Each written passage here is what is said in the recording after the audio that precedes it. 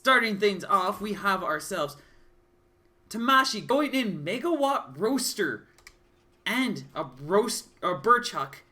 Aloria's going to go in with a couple of classics, got a Roaster, and has swapped the Chakram over for a Ram. A very strong pick, a solid tool, especially effective as a counter pick against Mechanica and other heavies, especially if you're a very adept Chakram user like Aloria is. Starting things off, Aloria is going to be able to get that Dragon Arm, charging out, but is going to get it knocked right out by that Megawatt. Tamashi effectively using just that large size to just wall Aloria out and cause some light damage. That Megawatt can be a little tricky to use, especially against a character like Min, as you have to get some really good reads. Just because of how fast Min is, how mobile she is, she really benefits from just working around a giant heavy tool like that. Like, you really need to be able to get close and personal, and then follow up with a good read. That one is going to get caught out by that rush, though. Beyond that, a very solid attempt from Tamashi's part, and is going to get KO'd by the Ram. That thing just giving Tamashi so much trouble, and coupled with that Megawatt, she was really not keeping up with Aloria. Changing things up, Tamashi going to switch over to the Burchuck. It's going to be a little bit faster, going to retract a little bit better. Its rush is definitely going to be a lot more effective. Again, Tamashi's starting off with the advantage on the first hit. But now Aloria has that Dragon Arm ready and is going to be able to safely keep it even off of that rush. Tamashi just safely trying to box these things down. Gonna get knocked down by the Ram for this first hit. And now Tamashi definitely trying to be very careful here, not get caught out by anything. A nice catch with that Roaster. But Aloria with a solid wake-up grab. This goes for another grab on top of that. Just continuing to keep this pressure very on top against Tamashi. Definitely trying to bait out an overinvestment so that Aloria can just have a very solid rush, but is going to get poked out by that Roaster. This Burchuck definitely helping out a little bit more, as it's just allowing Tamashi to safely box things, preventing her from leaving herself too open for a rush. And she's just getting a couple of nice hits because of the Roaster beyond that. Aloria now looking for a KO. Still holding on to that rush, just trying to find an opportunity. Thinks they found that moment, but after a quick whiff is going to allow Tamashi to safely continue on with the fight. A rush potentially could do this. If Tamashi could just find a way in. That thing might be really close to being broken. It's going to be a bunch of shield chip damage. And without getting this disarm, that's not going to be enough. Aloria taking the first game.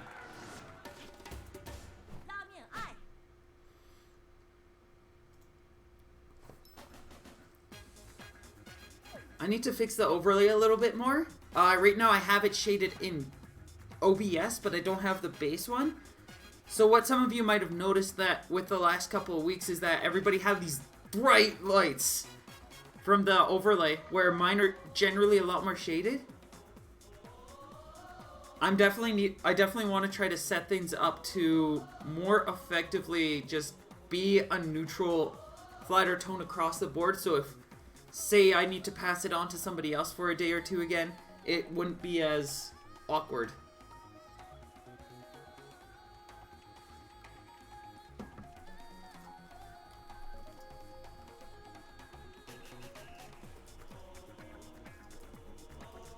Oh, she's gonna pick. Alright, so looking at the leaderboards right now, it looks like no player has yet to be able to claim a set. Everybody's still getting some pretty solid matches in.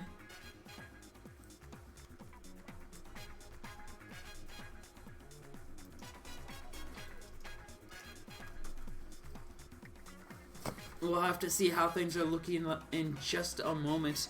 That was actually working out pretty well for Tamashi. Unfortunately, she just could not get things to line up as well as she'd like.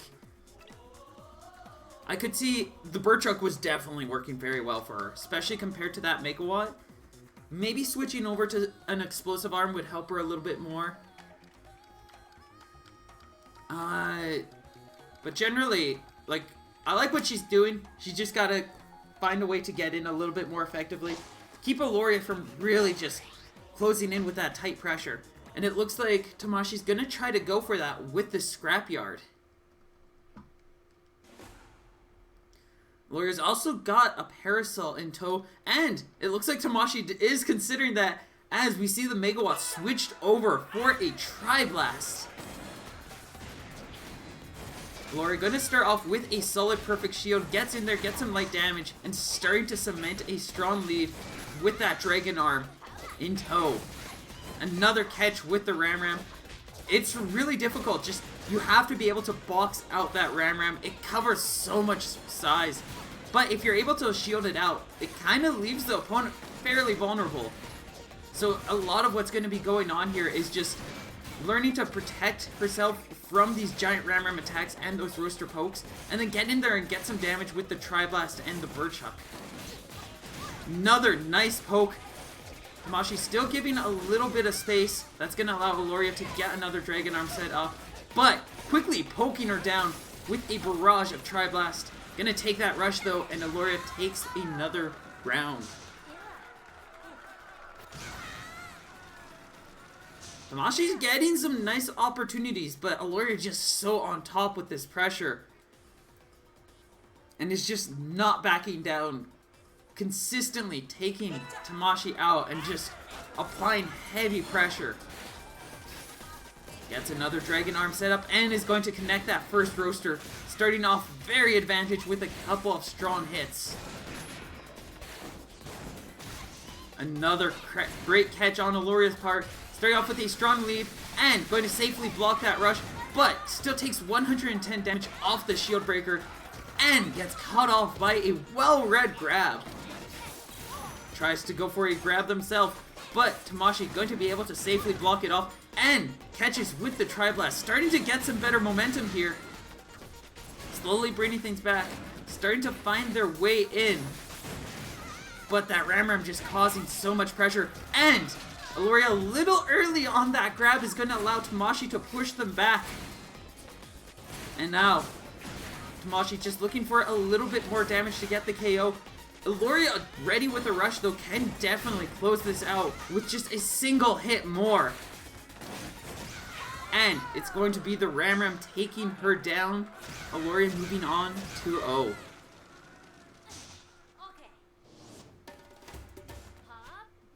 Some excellent plays from Tamashi's part, but Aloria just so consistent with that pressure, some really nice reads, and was able to take the set handedly.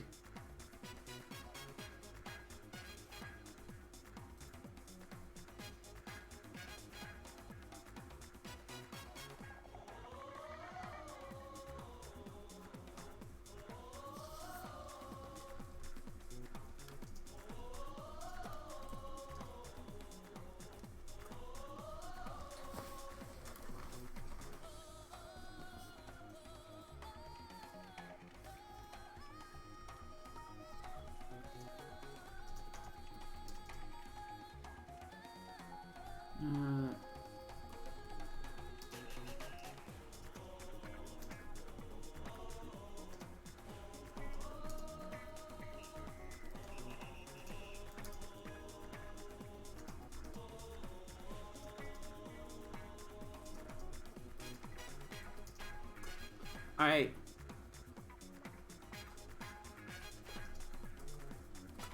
So, just updating some scores right now. It looks like we've got Asuna taking Kosalina down 2-0.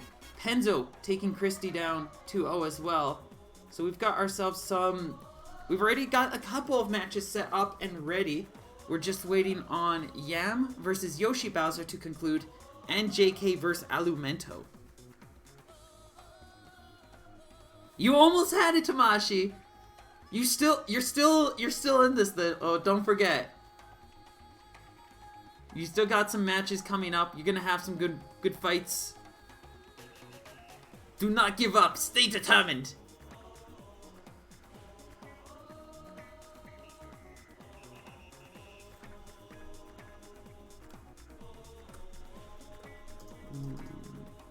Alright, so we can start doing a bit of voting if everybody would like right now. Just while we're waiting things out, if you want to see Rifa face off against either Yam or Yoshi Bowser, you would want to press 7. If you want to watch Asuna vs Penzo, you could press 8. Iceman face off against Aloria, press 9. Or Sheddy face off against JK or Alumento, please press 10. And we can potentially get that set up pretty soon.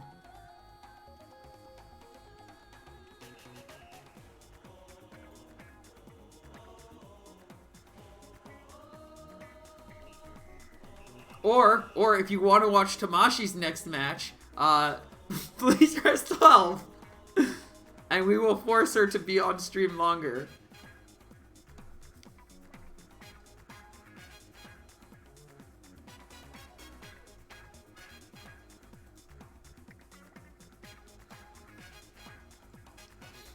I'm just gonna vote. I'm just gonna say through sheer numbers, everybody voted 12, so we're just gonna have Tamashi be streamed next. Tamashi, if you could just step back into the ring. And we'll have you go join in and do some fighting. Thanks. By the way, Tamashi, if you'd like, if you get knocked out of brackets, keyword if, did you want to co-commentate together? Yeah, I'd be down for it.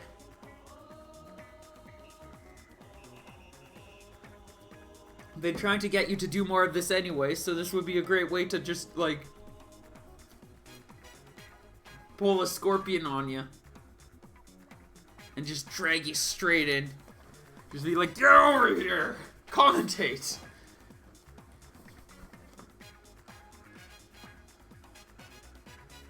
Let's see. Alright, so it looks like some of these matches are starting to finish up.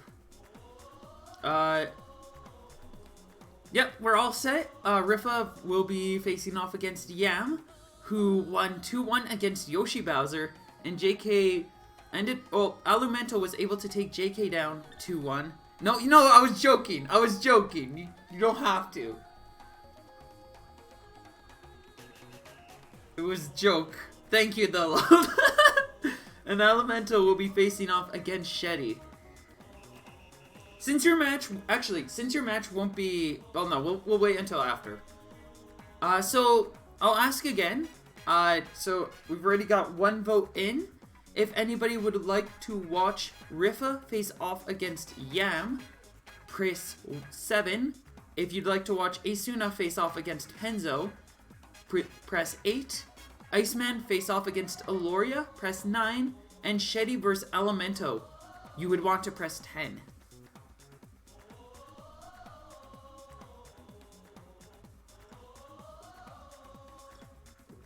Tea is a godsend. I love tea. You cannot see all of them, Aloria. Yeah, that is against the rules. But you can make a workaround by not voting for yourself, which means you would see 50% of the matches. I do appreciate it, though. That would be fun. I wish I had the time for that. Alright, so we've got 2 for 7, 1 for 10. I'll give it another moment or so before I make a final call on where we're going. We've got 1 for 8. I'm personally would be interested in seeing 8, but we'll just have to see. I'd honestly be fine with any of them, though my personal interest would be Asuna vs Penzo. I'm not counting my vote though.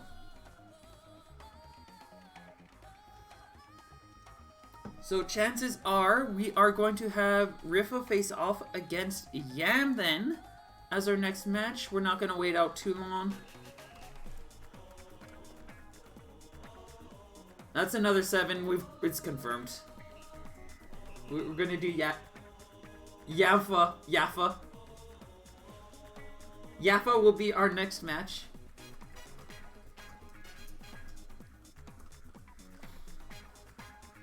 Shout out to Louis Vela for being adorable and precious and wonderful, and also making amazing art, and also ensuring that tiebreaker does not have to happen.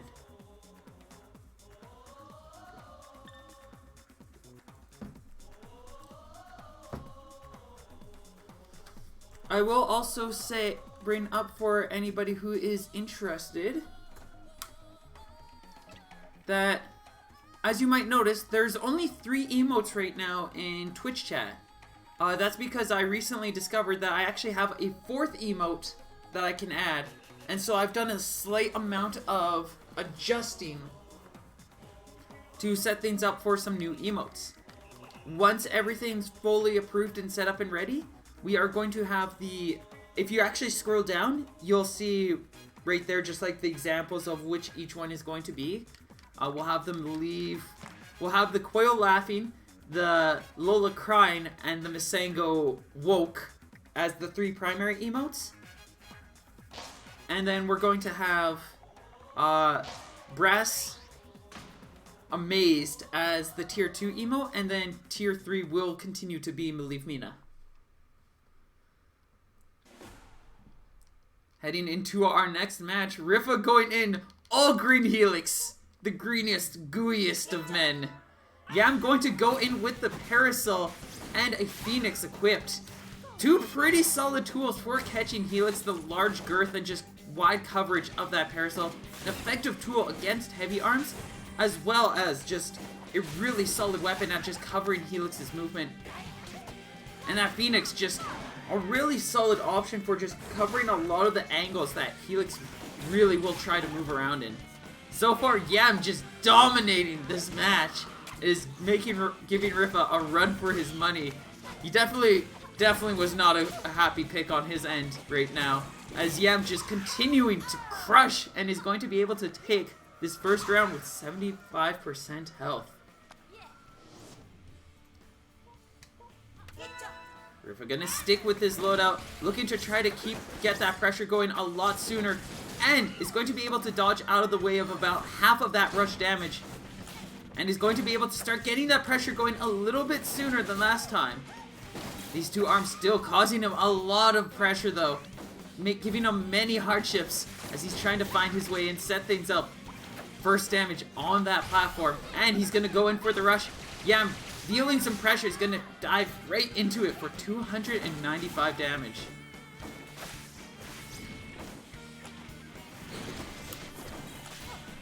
Another quick poke. Yeah, I'm going to start closing in the distance to go for that rush, and is going to be able to connect fully for 355. Now looking for a single hit more to take Rifa down and bring the advantage point to Yam. Rifa trying to find his way around, but this gooey boy is not going to be able to work his way around that flaming Phoenix. And Yam going to take the first round dominantly.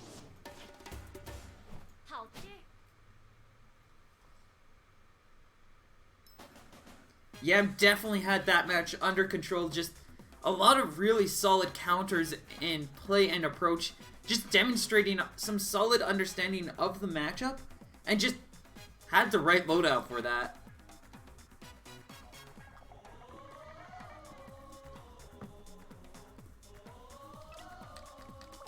Rifa not finished with things. We're going to take our way to Temple Grounds. The yumplest of rounds. Or Via. Now we're going to Via. Change of plans. Temple didn't exist. It's banned now. We banned Temple. Temple is banned from everything. And Rifa is going in with the Redfa. Redfa. Yes. The hot Rifa. With his flaming hot loadout. Yeah, I'm going to stick with that loadout. Probably going to do a little less fairly against a Ninjara with this loadout, but that Parasol is definitely going to still help out against that Tri-Blast. Can probably box down with that Toaster too. Rifa is very hot right now. with the blast of that Tri-Blast connecting a second time and just keeping Rifa in the lead. Yam trying to find his way in, but this pressure is just causing him a lot of issue. And now has to be cautious as Rifa has a rush ready and is just holding onto it, trying to scare up Yam into a play that would leave him vulnerable enough for an easy punish, and Rifa's going to be able to land a heavy amount of damage and is now a complete turn of the tables here, going to take the round with 75% health remaining. Quite literally a reverse of what was before.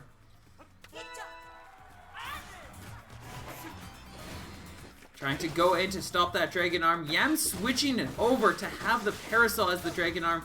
Just some huge coverage, a massive body that's going to be a lot more difficult for Ninjara to evade. But as we see with Rifa, he already has an easy time making his way around it. Gets a couple of strong pokes and is going to start off just barely under advantage. But he's going to quickly bring it back with a couple of nice pokes and is getting that distance covered in, looking to try to get a confirmed with rush or just utilize it as pressure, but is going to get sniped down by that roaster, allowing Yam to stay in the ring and fight for another day, only to get slapped down by the hottest of slaps. Rifa now looking for just a little bit more damage, a couple more hits should be enough. Yam now ready with rush, is just looking for a single hit of their own, followed up by that rush that would definitely be enough, but has to not get hit a single time from here. And Rifa just going to close things out. A quick punish brings the score to 1-1.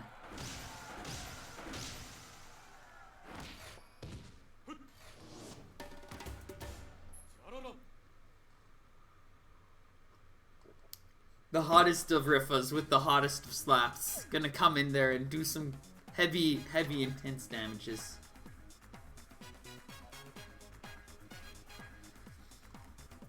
What's your... Everybody in chat, what's your favorite Rifa? Let me hear it off. Let's sound it off. What is your favorite Rifa? Do you like Ice Dragon Rifa? Do you like Helix Rifa? Do you like the Master Mummy Rifa? What's your favorite Rifa? There's so many different kinds of Rifa. Everybody's got to have their own unique favorite. At least for me, my personal favorite is the classic Rifa, Green Ninjara Rifa. That one, it's my favorite. I love seeing that in play. I love seeing all those tools and abilities and how he just kind of manages everything. I do love all the other Rifas though. They're very amazing Rifas. All of them also equally as hot.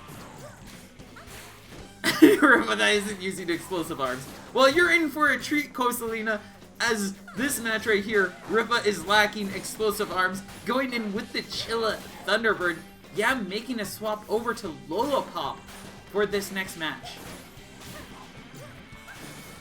I find it interesting that the Sparky is so popular in the EU community, as while it does have some very strong confirms, a lot of its biggest strengths come from being able to utilize it with the Dragon Arm. And even then, I personally find most other arms generally work a bit better. It's mostly just, it's a good Min arm when it's thrown onto that dragon. A nice freeze, gonna go in for that grab. Yam very much feeling that pressure. And Rifa just looking for a single hit more to be able to close things out. I would definitely say Yam would be faring a little bit better if they had something that was more effective at boxing, or just a bit faster like a toaster on toe. Gonna start bringing things back though, slowly getting a couple of chip hits here and there, and a popper. I think if Yam threw out the rush, that might have either potentially KO'd Rifa, or it would have just set him up to a last hit. Gonna throw out a blank rush there. Rifa safely blocking it out, is slowly losing ground, but with the last few seconds left, Rifa's just gonna be able to safely try to time things out. Finds a nice opportunity to punish as Yam tries to go in, get that little bit more damage.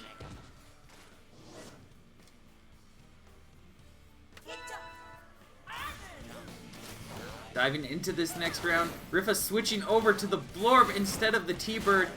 Going to try to utilize that vertical movement to wall out a lot of Yam's attacks more effectively. And starting off with a light lead and a feisty grab. I think that was right in tangent. It was right alongside Bark actually connecting a punch. I think he canceled out Bark's attack with that hit. Yeah, blinded again. Is just feeling some heavy pressure. Look at this damage. And is going to be able to connect this rush. Gets a decent amount, 295. Plus that 12 on top from the poison ticks.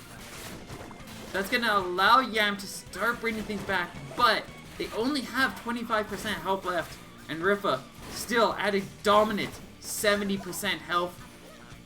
And is like looking to not get hit a single hit more. But that's Sparky going to be able to bring things back.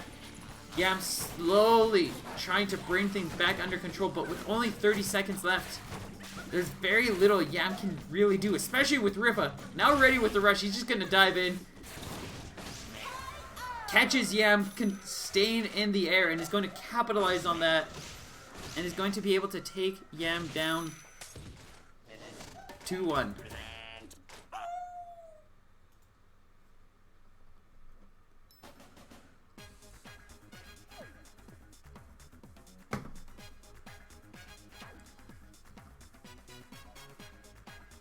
Here, I'll update the scores for them. Alright. Looking back into the brackets, we have ourselves a couple of progressions. Cosalina was able to take Mr. Christie down 2-0. And we'll be waiting to face off either against Iceman or Aloria. Whoever does not move on in the winner's side will be facing off there. Rifa taking Yam down 2-1 will move on to face off against either Asuna or Penzo. Shetty taking Alimento down 2-0 and will be looking to face off against Iceman or Aloria. Yam and JK are now in a epic battle of epic proportions on the lower brackets, with Alimento and Yoshi Bowser facing off on the lower end as well.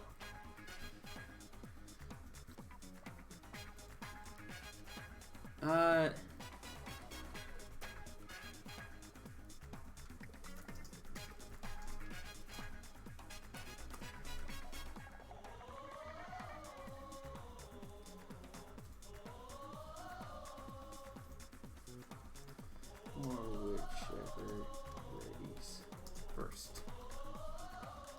We'll see what one is ready next. From this point on, I am going to be streaming all of the winner's side bracket, which means that we are going to see more Rifa, and we are going to see some Shady very soon. I'm very sorry, Shady. I keep doing that. I'm a terrible person. But not as terrible as Enter the Gungeon. I'm so close. I unlocked the bullet to kill with my past. I want to go back and play it more.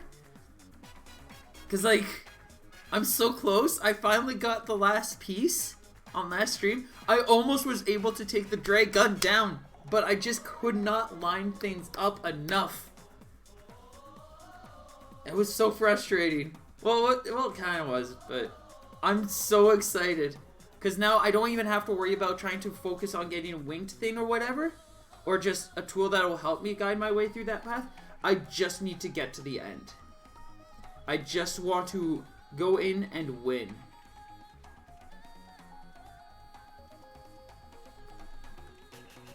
Alright, so our next match is going to be Iceman versus Shady.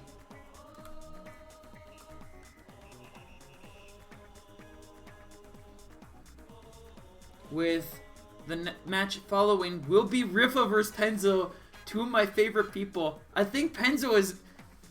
I know I keep bringing up Smash and Splash, but that's because I'm already excited about next year.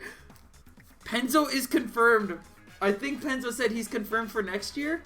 I can't remember. I might be mistaken, but I want to meet him again. That would be so cool and fun. Dude is so amazing. Oh, you're not? Yeah, I know S3 is. I thought I remember you hearing you say that you were wanting to go. Dang it. Well, I'm still happy that S3 is going. Is this your motivation? What is my motivation? I'm just excited for next year because it's gonna be another amazing Smash and Splash. Beating you up? I don't know! No, I did that with Weege. I'm not gonna do that to you. And I only beat up Weege because I was crying and it was cold out because of Detective Pikachu, and then he said I was literally shaking and crying, and I was so mad at him for making that joke. I couldn't even.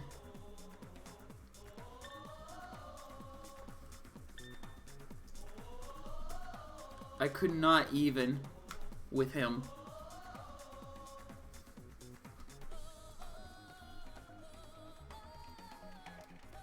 I do not have intentions of beating you up, Henzo. I promise this.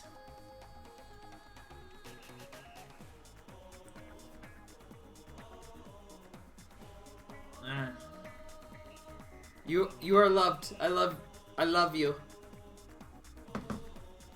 You're a wonderful person.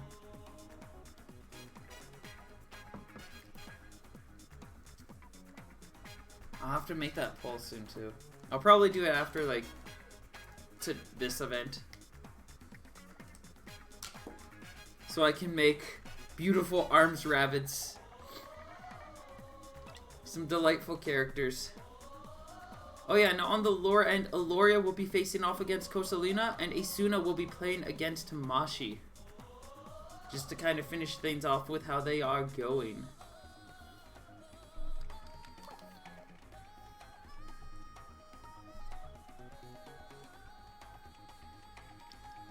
Oh, so many exciting, cool things coming up. Now, I've got a couple of important meetings. I might try to get a local going, a Pokemon going during community days.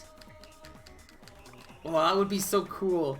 Imagine, like, you go to your favorite place for playing Pokemon Go on community day, and there's a little hut there, and you go into the hut, and they've got, like, inside of there, just a chill place where they've got, like, Pokemon Sword and Shield, you got some Pokemon Let's Go, you got Pokken going on, maybe some Pokemon trading cards going on, too. And you can just play, like, other Pokemon things. It would be so cool. Speaking of cool, Iceman going to go in with a Chilla Popper on Mechanica. Shady going double toaster Ribbon Girl. Just straight up going for that Mechanica counter.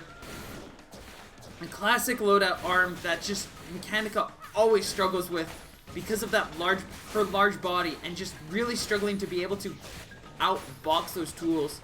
Mechanica really not being one of the boxing-centric characters. She just can't keep up with it as well as some of the other characters can, just with her light movements and dashes, primarily because of that large body.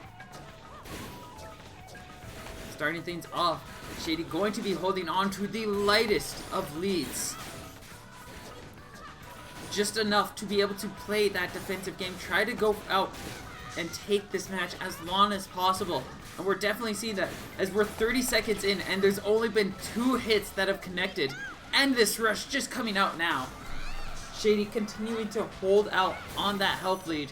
But Iceman finally getting that freeze.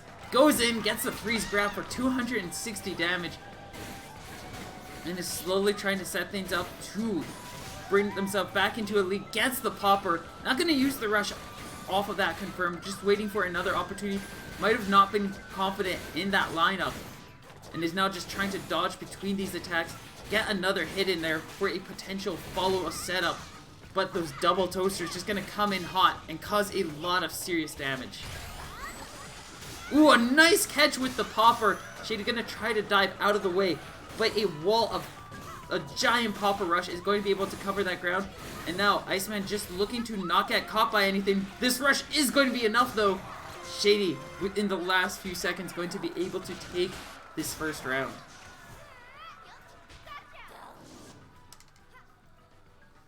Both players sticking with their loadouts. Both worked out exceptionally well. Double Toaster is always a strong pick. Iceman actually getting an ice combo off of Shady, which is a second one in the set so far. Very difficult to do against Ribbon Girl. A nice catch with that grab. And Iceman going to start off in a nice lead here after a third hit with that Chilla. Shady in a much more rougher position here, cannot play as defensively, especially with all these pillars down. Dives right in for that grab, but is going to get caught out by this rush. Iceman landing 305 damage. Is now likely going to try to set himself up to charge up as much rush as possible while avoiding as much damage. But is going to quickly get rushed down. Shady just behind by a light amount of damage. And is now just looking for a single hit more to take Iceman out with this grab. And that's going to be it. Shady going to take the first game, putting themselves in a fairly advantaged state. Oh, yeah. Don't forget, if you see any cool moments, see anything exciting, don't forget to clip it. Don't forget to share it around. Helps out the channel, helps out the community, helps out this game. If you've made a clip and you want to share it, don't be afraid to post it in chat right here. Links are not banned as long as people continue to behave properly and respect everybody else. Likely will not become an issue anytime soon. So if you have any cool clips, any cool moments from this match or any of the previous ones this tournament, don't be afraid to share them.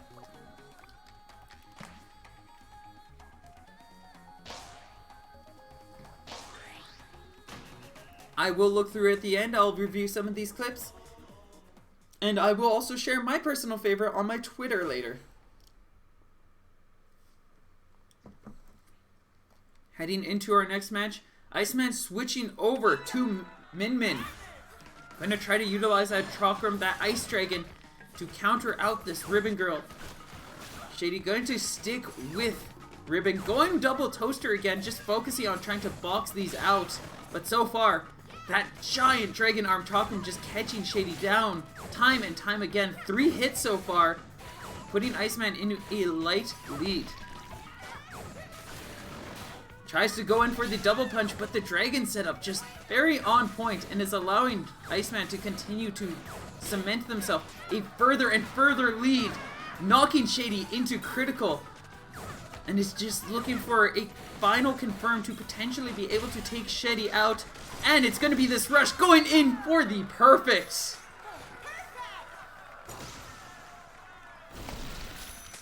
Iceman just utilizing that loadout perfectly without causing any issues, any opportunities for a punch on Shady's part. And is going to just choose to stick with that loadout. These pillars are going to, the lack of pillars is going to make it a little bit easier for Shady to work around that Chakram. Especially now that Shady has switched over to the Slap-O-Mander too. But so far it's just not able to keep up with this. Gonna go in for that rush, seize that one moment that they have for 290 damage. And that's going to cement Shady with a light lead, but has to be very careful as any time given to Iceman means a Dragon Arm. Or if they get sniped down by that Ice Dragon, pretty much any confirm Iceman makes will lead into that Dragon Arm being a tool that he can use again. A nice catch with the toaster is going to keep Shady in the lead, but quick 1-2, knockdown, and now Iceman is back and ready with that Dragon Arm. Gonna quickly get it slapped out of him though. And Shady just continuing to try to keep that light pressure, poking him down. And is now set Iceman in critical condition, ready with that rush if Shady chooses to utilize it. It's going to be able to connect relatively safely. But now Shady has to be able to take a game off Iceman sans rush. And with Iceman ready with their own, this might be a very tough challenge for them. Going to go all in with those Manders too. Just recognizing just how rewarding that curve has been so far. And starts off with a single hit. So far knocking Iceman down, taking that Dragon Arm away and catching him out of the air. This rush going to connect as Shady's just a little too focused on boxing and keeping that tempo out. And is going to leave himself vulnerable to a stun grab combo. Iceman now in a health lead. Just keeping up that pressure. Couple another light slaps is just allowing to keep Shady close to Iceman in terms of health. This rush, a difficult one to land, but is going to be able to connect half of it. 180 damage. And the hot slaps coming in, taking away a bit of rush, giving Shady a little bit more time. And is now just looking for a little bit more damage to take Iceman out. Quick 1-2 is going to leave it to a single hit. Iceman still has to get a one or two more hits and a potential follow-up from them. And that Sparky's going to be enough. Iceman going to be able to take the round and brings the score to 1-1. The double slap just worked out phenomenally for Shady. Unfortunately, was not able to bring it out in the end. Iceman just, with that initial rush advantage, was just able to keep things under control enough to be able to take Iceman to near critical health, or to critical health, and then just barely was not able to finish things off.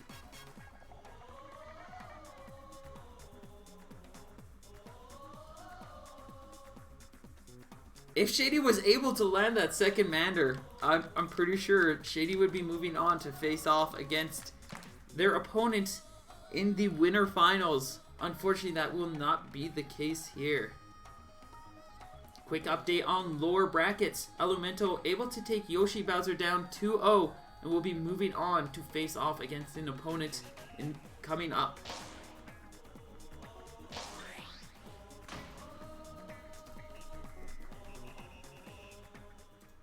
Both players going to stick with their characters, stick with their loadouts. This time being a stage adjustment to hopefully benefit Shady a little bit more here.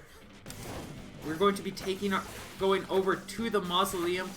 Iceman going in with the Ice Dragon again and that Sparky. These double Manders, well known in the EU community as being a favorite of Yoshi Bowser. Shady also just demonstrating some phenomenal plays with a nice read, catching that Dragon Arm and slapping Iceman down.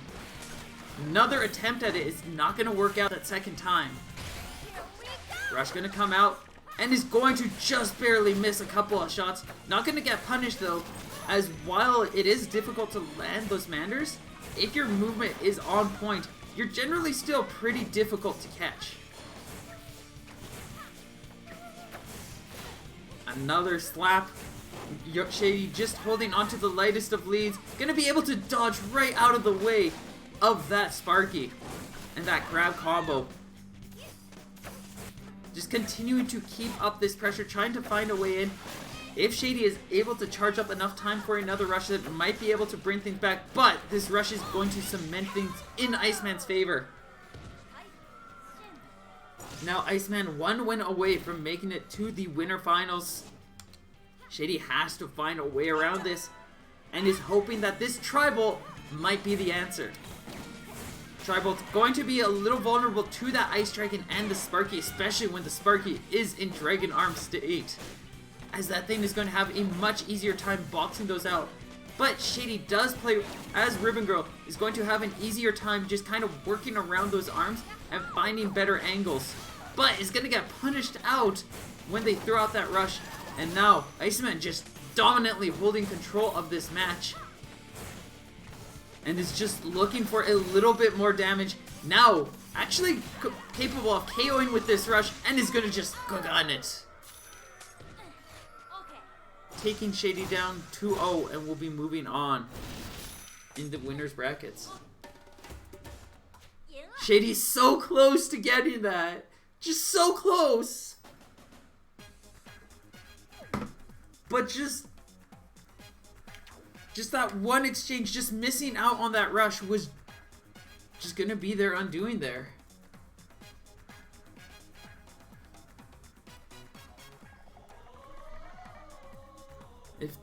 If Shady just landed both of the Slap-a-Manders during that rush exchange, they'd be going into winners right now. And we wouldn't have had that match.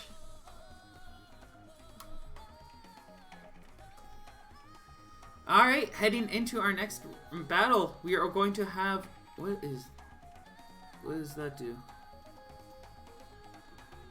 Why is that an N now? We're going to have Rifa facing off against Penzo.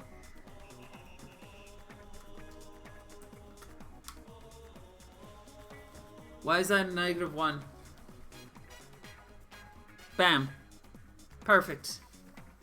Rifa starts off at disadvantage. He has to win 4 games to take the set, where Penzo only has to win 3. New rule. New rule. Rifa has to win even more.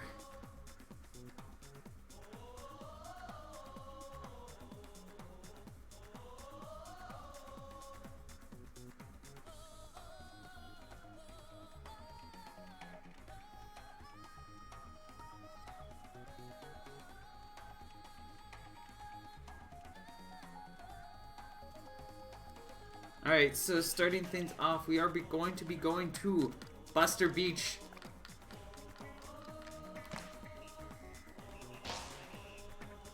Rifa likely going to continue hitting that random button. Or might just be going in with that hot Rifa. The reddest and hottest of Rifas.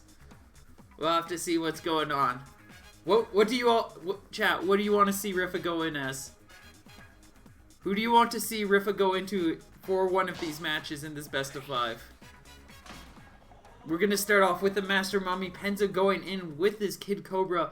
I'm expecting to see a clap back. There it is, with the Nate and Burchuck. A very powerful combo. Kid Cobra just works so well with that clapback. That large girth and his general movement allows him to just shore up a lot of his weaknesses and make him an impossibly difficult target to catch. Especially since having the clapback out actually doesn't inhibit your movement very much when it comes to jumping. It just means that you can't dash, and since one of Kid Cobra's strongest features is his jump and not his dash. Well, his dash is very strong, but he definitely has an incredibly powerful dash or jump, and he's able to capitalize on it very effectively here and there. Can allow for some very good setups and just strong movement in general. Starting things off though, Rifa just sniping Penzo down, is holding on to a moderate lead here with a couple of very strong exchanges in his favor.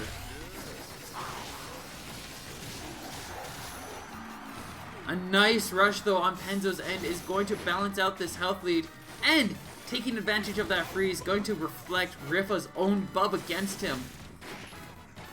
Penzo now feeling some pressure as Rifa slowly healing things up, but is going to get caught out by that grab for 170, and now Penzo just looking for a final grab to be able to take this round and give himself a game point.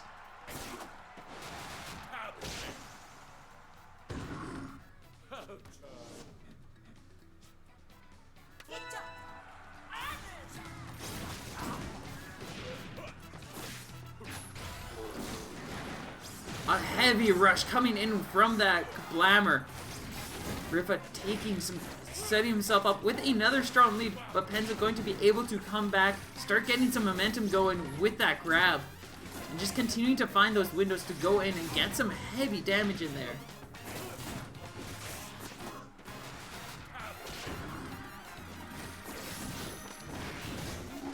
Oh, what? Just a crazy chain of attacks is going to allow Penzo just to deal so much more damage to Rifa, and is now just looking for a single rush opportunity, but Rifa going to safely block it out and throws out that quick kablammer while the clapback is gone, and allows for himself to at least get a bit of damage and try to start bringing things back. That clapback just walling Rifa out rough though. Rifa's gotta be careful. A single hit would be enough to be able to take him out. Does not want to get caught out by anything. Slowly trying to gain control of this matchup, just perfectly moving out of the way of such slight attacks, and is going to be able to catch things out with that Phoenix.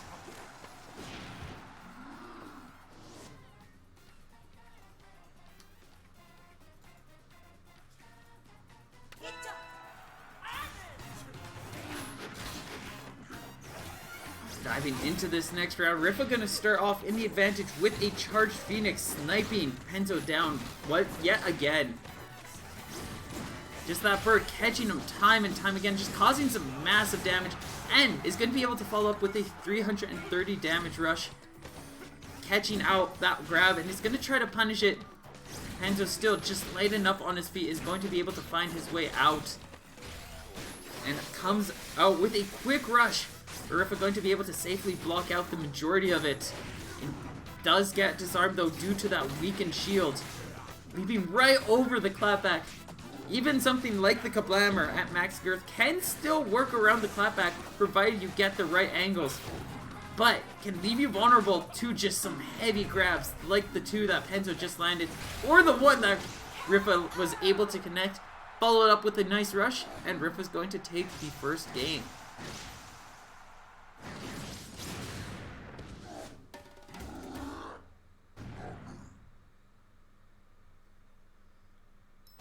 Mashi, did you want to join and commentate now?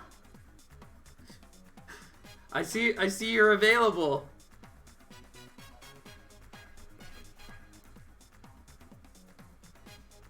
It would be quite the opportunity to be able to get in there and have talks happening.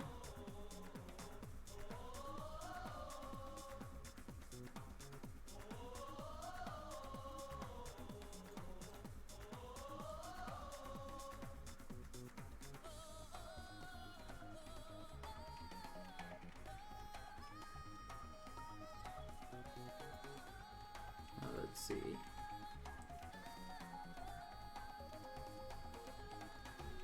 And it looks like we are going to be going to the Mausoleum for our next match. Rifa announcing his change to Friezika. We got three Mechanicas this stream, all of which different colors.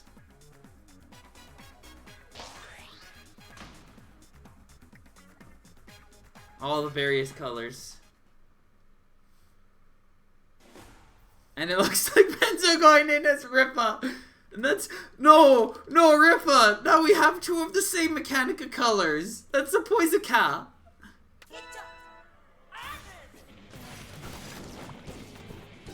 That's not the Friezika.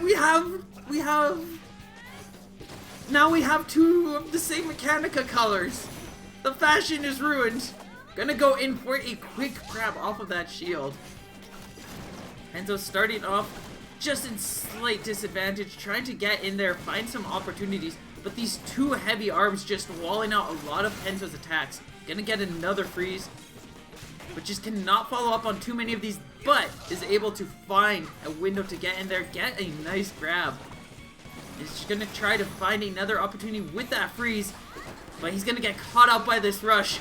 A heavy 350 damage. And Rifa going to follow things up with a strong chain of attacks.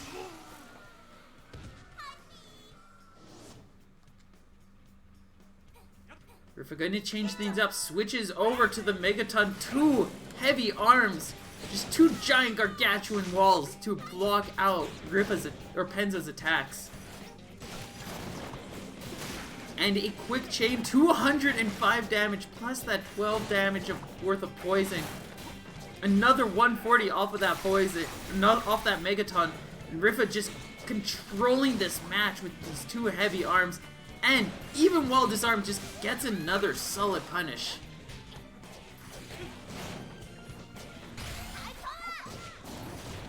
Waits it out, recognized that Penzo was likely going to try to dive out of the way of that rush, and is going to follow up just the cleanest of matches right there.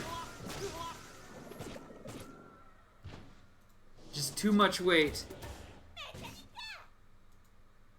Too much power.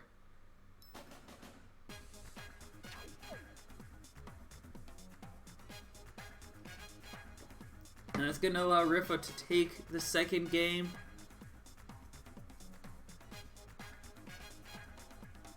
And that's 2-0.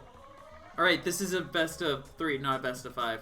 Rifa going to take Penzo out, and we'll be moving on to face off against Iceman A classic match. Something that we've seen so many times.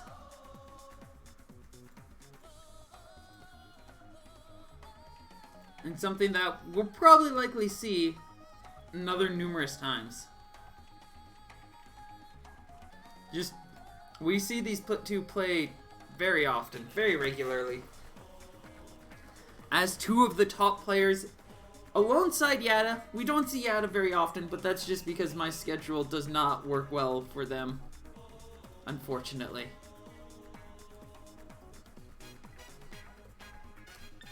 There he is. I didn't even update scores. Nice work, Maliv.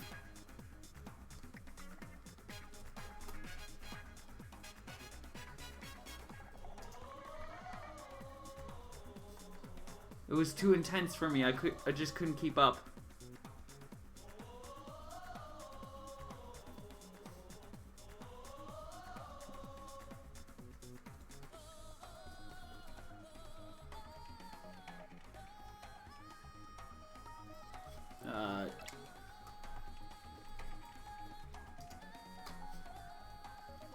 Alright, setting things up, we are going to be heading over to Temple Grounds for our next match. Everything is ready, both players raring to go. We are going to be starting things off and with a Min Min mirror match. One of the most fun things that you could ever see in ARMS. Two Min Mins duking it out. Rifa going in another matching outfit right here. We've got a Shock Min Min facing off against Iceman's classic, very classic just loadout that he uses so often. Both players going in with Sparkies here. Also, both of them on their Dragon Arms, as it is a really solid Dragon Arm tool. Starting things off, Iceman demonstrating why you do not want to mess with him in a Min Min mirror match. Starts off with a massive health lead and is just continuing to beat Rifa down, just giving him such a difficult challenge to overcome. Another freeze, another grab, and that is going to be another perfect on Iceman's end. Two in this stream session so far, both caught on camera for all of your viewing eyes. Starting off this next round, Rifa switching over to the Biffler, putting away that Seiki. But Iceman still starting off very strong. He's getting some heavy pressure. And he's just starting off with a solid lead. Rifa going to go in, gets the stun grab combo, and now has that Dragon Arm Biffler ready. Going to get quickly 1-2'd by that quick barrage. The rush not going to be able to fully connect and is going to leave Iceman an opportunity to dive in. 325 damage. And before that Biffler can connect, the Sparky's going to take him down. And Iceman takes the first game. Did I put... How... Why is Rifa at -8? What am I doing?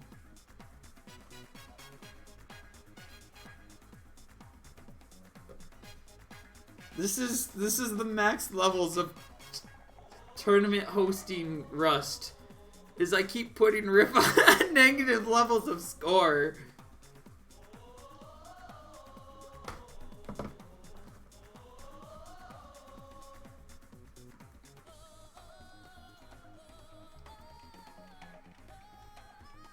Quick update on the lower end of brackets. Elemental will be facing off against Kosalina, who took Aloria down 2-1. We also have Asuna facing off against JK, who took Yam down 2-1 as well. Whoever wins between Kosalina and Elemental will be facing off against Penzo, with Asuna and JK. The winner of that will be facing off against Shady. Changing things up, it looks like Rifa switched over to that Bite and Bark loadout again. And is going to start off with a nice stun grab combo for 240 damage.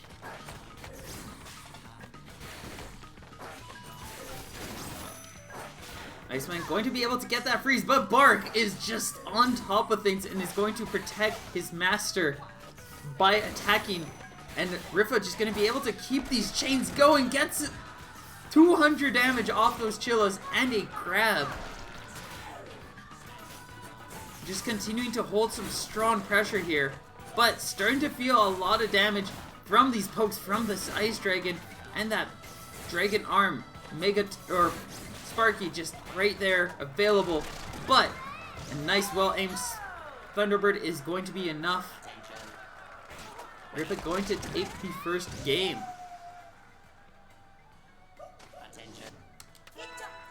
Iceman making an adjustment, gonna switch that Sparky away and is choosing to opt for that Chakram. Starting off though, Rifa with a strong grab.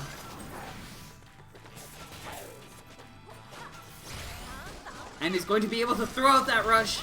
360 damage, a no-scope right there. But is gonna get an opportunity to snipe Rifa down with that Ice Dragon, preventing Rifa from just confirming an even more solid health lead. I think the Thunderbird might have been able to block that if you angled it just right. But that's not an easy thing to do. That would actually be really cool to practice. I want to practice that now. Iceman is taking a lot of control this round though. Is that still just a bit above 250 and only needs a single hit to take Rifa out. But Rifa getting some strong catches and forces Iceman to throw out the rush. Bringing the score to 1-1 on this game. Rifa now advantaged with rush ready.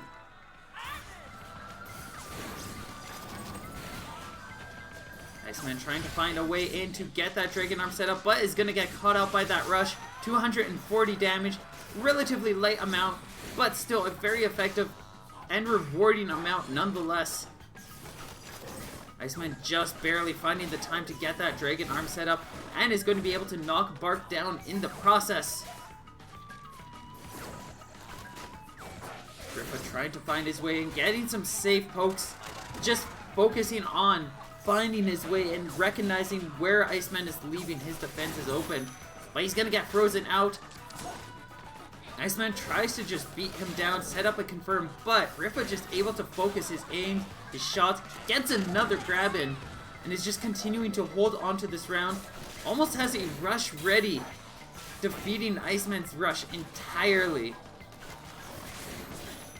One more, and forces the rush out. Rifa going to be able to safely block it.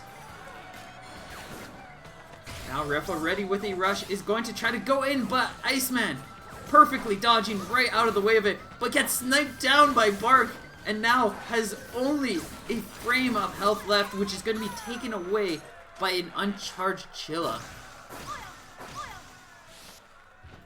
Bringing the score to 1-1. Not -7 to 1. Rifa has like negative 20 points he's got to start with. It just keeps getting worse.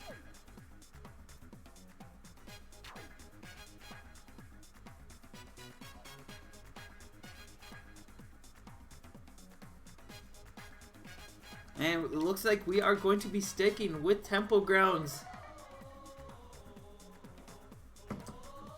A very solid stage for these two players.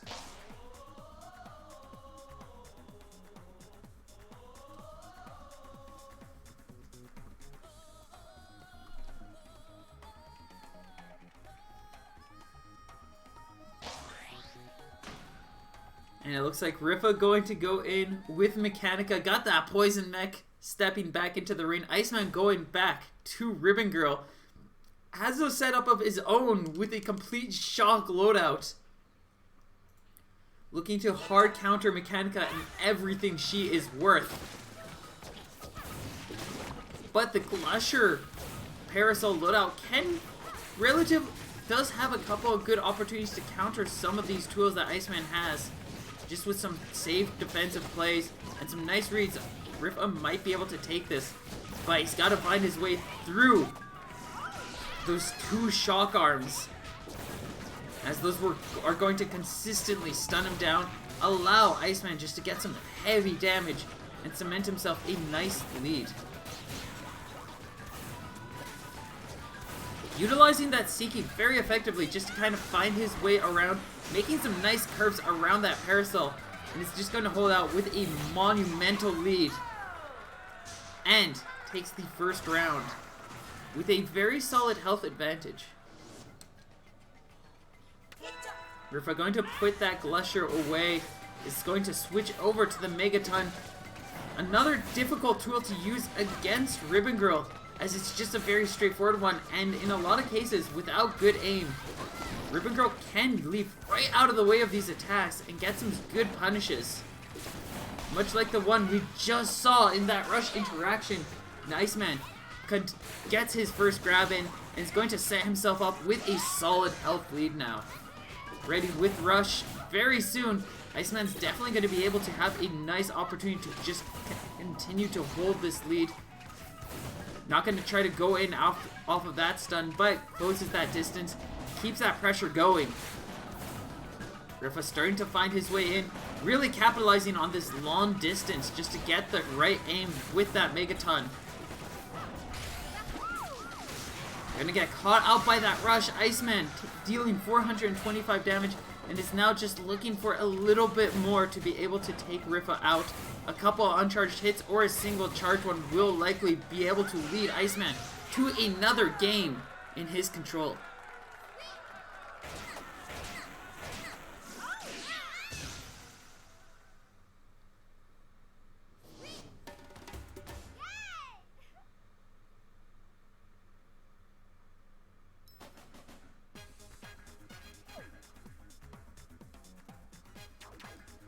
I'm guessing we're going to be going to Temple Grounds again. It seems like a popular pick. A lot of people like that stage, especially these two.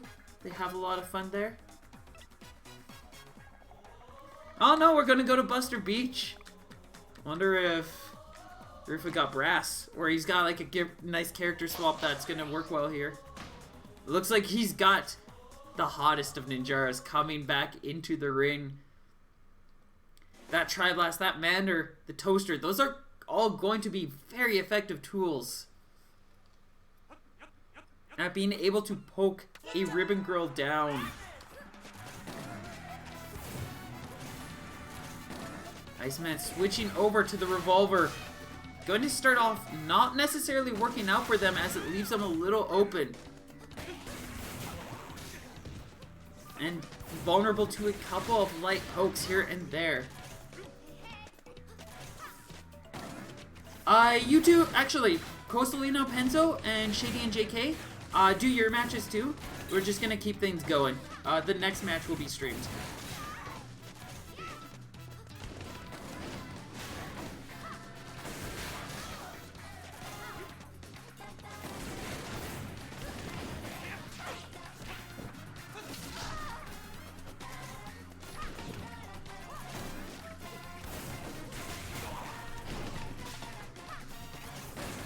Rifa just looking for a single hit more.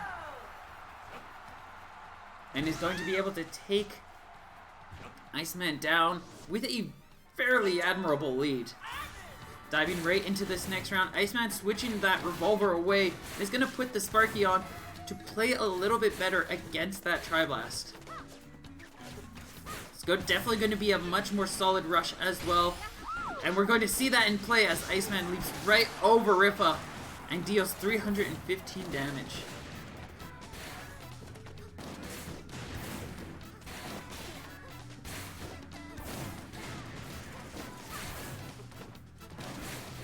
Rifa continuing to try to find his way and trying to get some pokes, but now that Iceman has that lead, he's going to be able to safely play things out.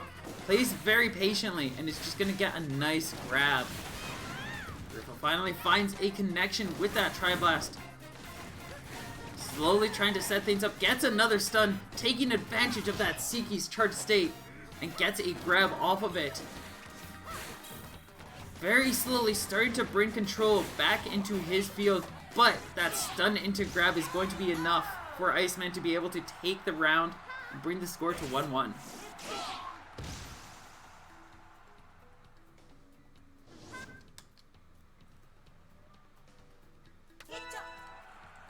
Rifa making an adjustment, switches over from the Toaster to the Mander. Going to go in for some strong hot slaps off of this. And starts off with 2 of them, giving himself a light lead. Quickly going to take a lot of damage off of those charged knockdowns. And a stun grab combo though. Iceman bringing himself back into a very light lead. Iceman looking to be able to take this round if he's able to get it to connect. If he's able to land this rush and just follow up with a lot of strong damage from there, he will be able to move on to the grand finals in the winner's side.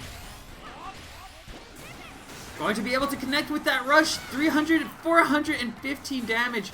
Rifa now in critical condition, cannot take a single hit more. These slaps, this Tri-Blast, just not enough as the Sparky going to cement a position for Iceman as the in a good place. Grand finals, right. Why is Rifa -3 again?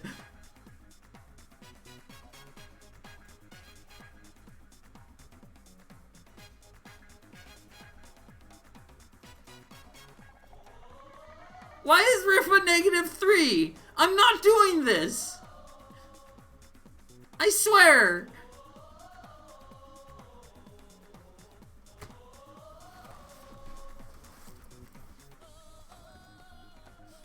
Why does it say R?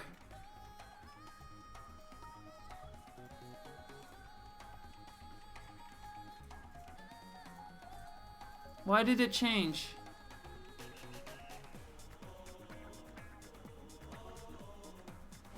Oh, no.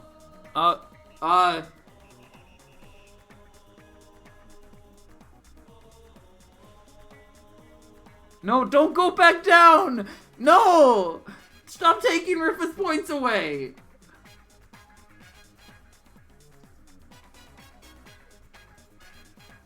There we go. We fixed it.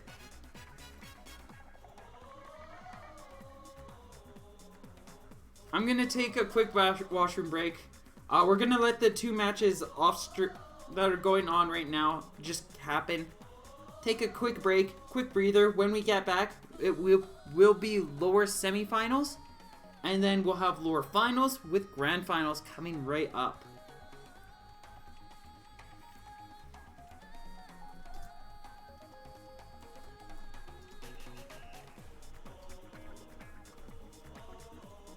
Until then, enjoy a track or 2. Thanks to the subscribers of this Twitch channel.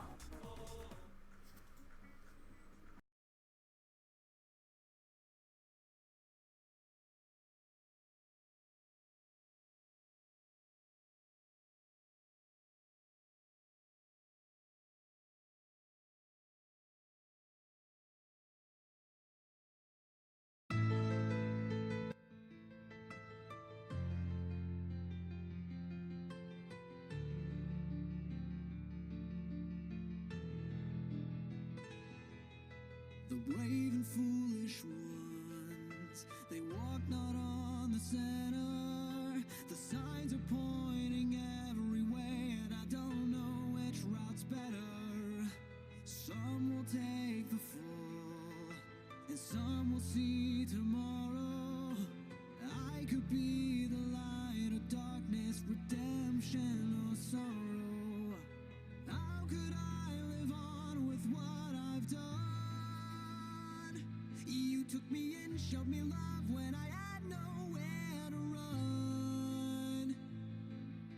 You offered me your everything and I threw it all away. My indecision keeps me unaligned.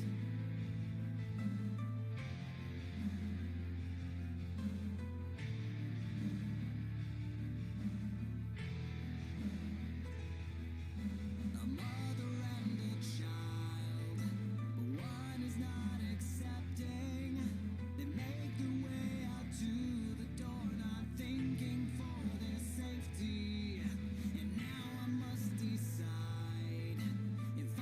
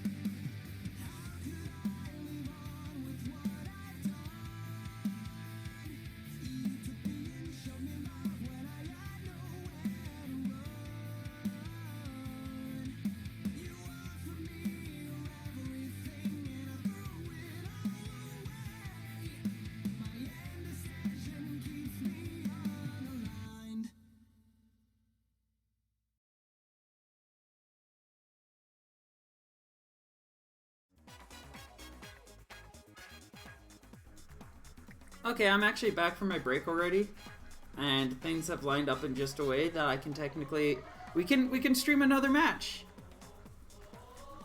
So we're gonna have ourselves Shady face off against Asuna as our next match in the brackets. I'm just catching up on things.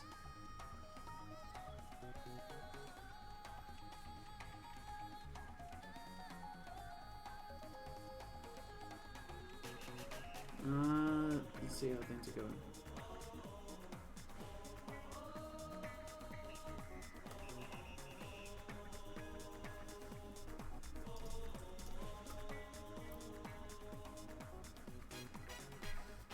Where did everything go?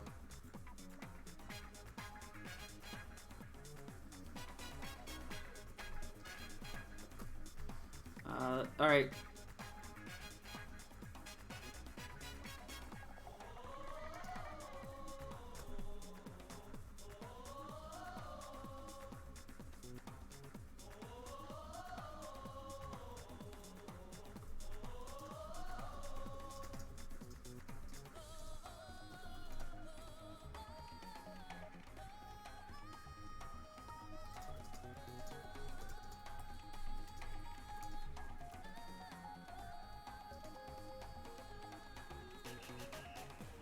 Hang on.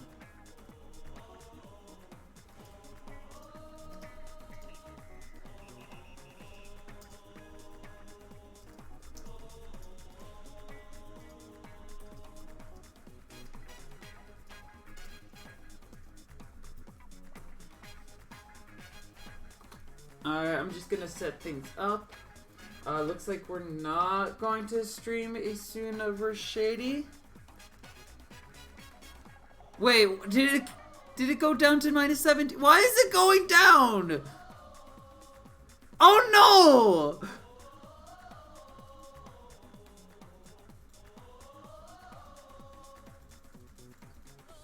Okay, I'm gonna have to create a new one.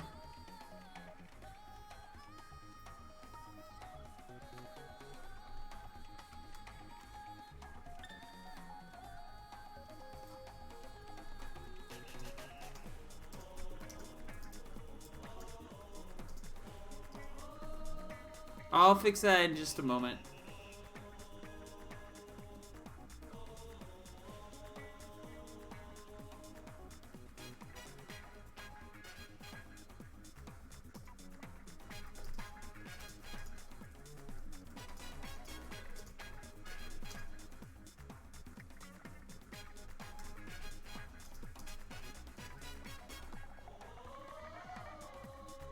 It just keeps going down.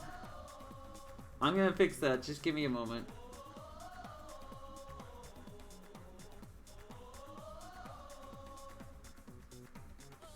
Hello?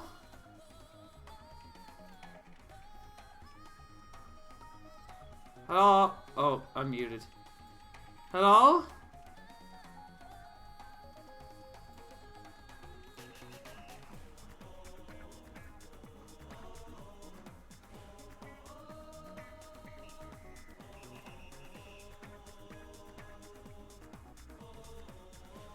Oh, Tamashi disappeared again. There she is. I hear a noise. Okay, we're just gonna get rid of that score. Good evening, everyone. Hi! It's your girl who sucks at arms, Tamashi Kanjo. Hey, you did great, love. I did not great. Why is it still... I removed the player left score and it's still counting downwards. What is going on? I have no idea. She's pretty low in volume? Yeah, I think I have it low. Here, let me turn you up. Say something now. Something now. Oh god, now you're very high. Now say something now. Look, I know I'm going to vocal therapy tomorrow, but come on.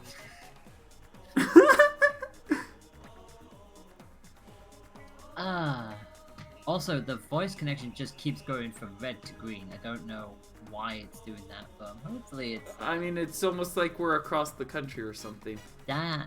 Or across an ocean. I was gonna say, across the country? Hello? Yeah, I actually live United with you Kingdom. now.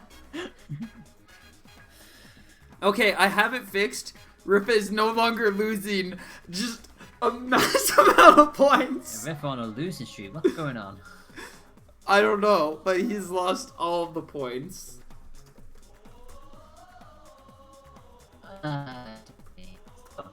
Oh, negative 41. Oh no, roboticized. Yeah, I don't know. We're across the ocean. It's okay. Poor Rippa. I know he has the worst of luck. Alright, so what are we on to? We're on to losers quarters, I think. I believe so. Yep. And Alright. Go on. we're gonna have ourselves a Twin Tail face off against a Springtron. That's pretty rough.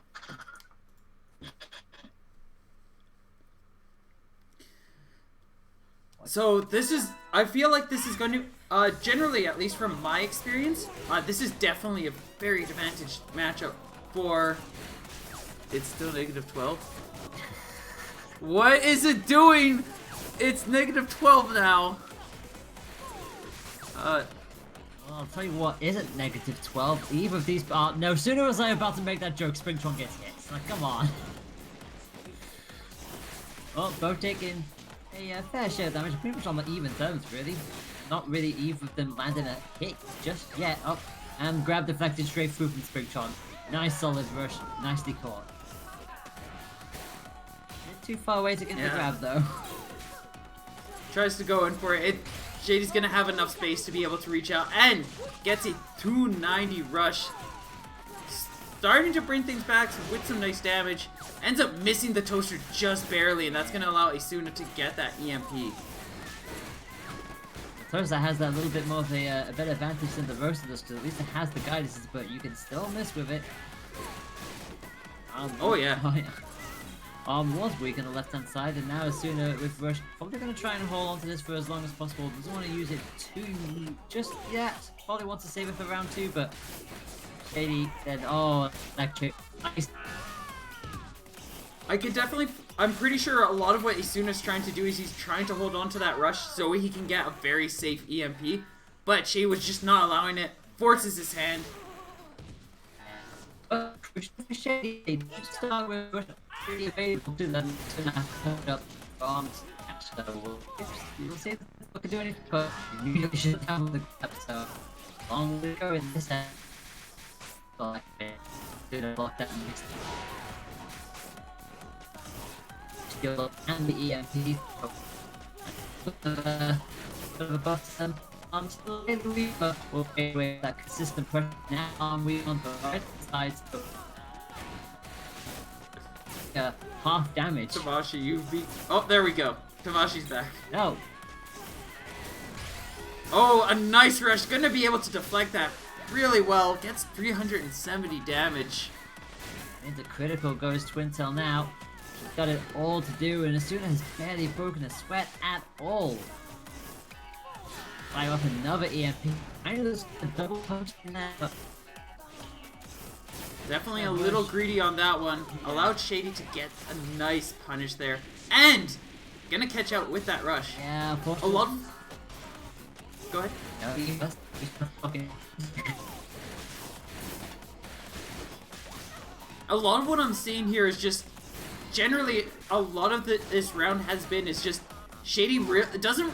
I'm not sure Shady actually has too much familiarity with this matchup because it definitely seems like Shady's kind of playing into a lot of what Asuna wants, where they're being a little impatient, they're rushing into things a lot, they're making some bad calls, and just kind of getting caught out by a lot of classic Springtron traits and abilities.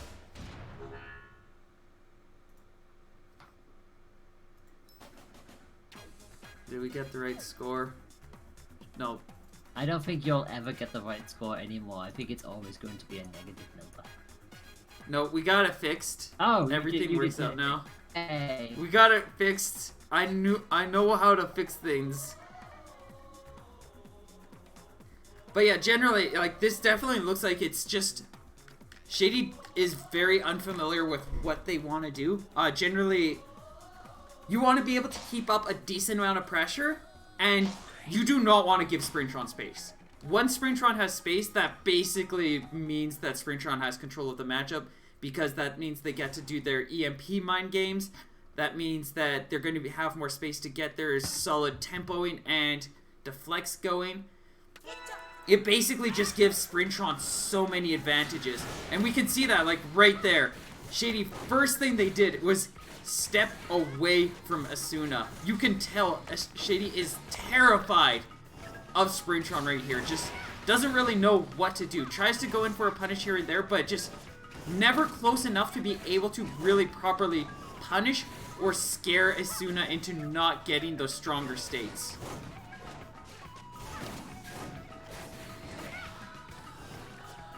Oh no, I think Tamashi got... No, Tamashi's No, I'm there. still here, thankfully. I think my connection keeps it keeps rippling and wobbling, but I'm still here. Arm down, and that's going to be a free rush for Asuna.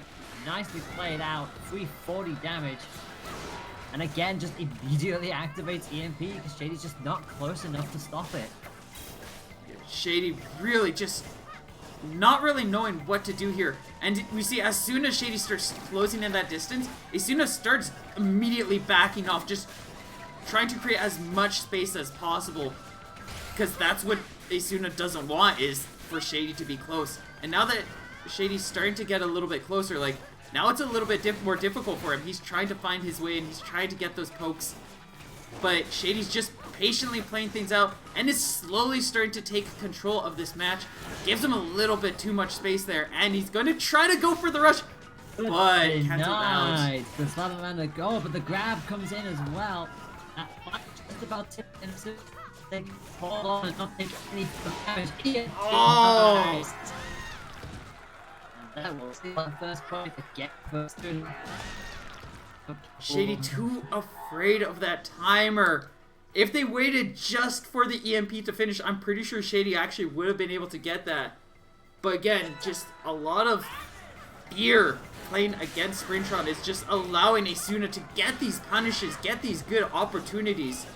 Just literally playing right into what he wants. Shady stayed at the again, you pointed out the mistake she made the first point where she just went straight back. She was high up and the EMP was literally imminent. At least couldn't anyone ever get a grab from Springtron. Finding for it. Nice dodge. Only 85 in the end, but better than nothing. Now just leaping through the air, taking advantage of Ribbon Girl's double jump, and Asuna on the toes. Obviously, Asuna going double on the roaster side, so no guidance whatsoever. Oh yeah. But making every single hit count. Well, when they land anyway. But still... Shady just trying to figure this out. Still has yet to figure out what they really want to do, and it's just getting caught out because you can see like Shady is so terrified of this matchup right here. Just is not basically isn't able to play any way that they're normally comfortable with. Oh, and that is, well, that's game, set, and match, I'm afraid. Swung way too early. The free rush for Asuna, and that is going to be 2-0 on the way. Yeah.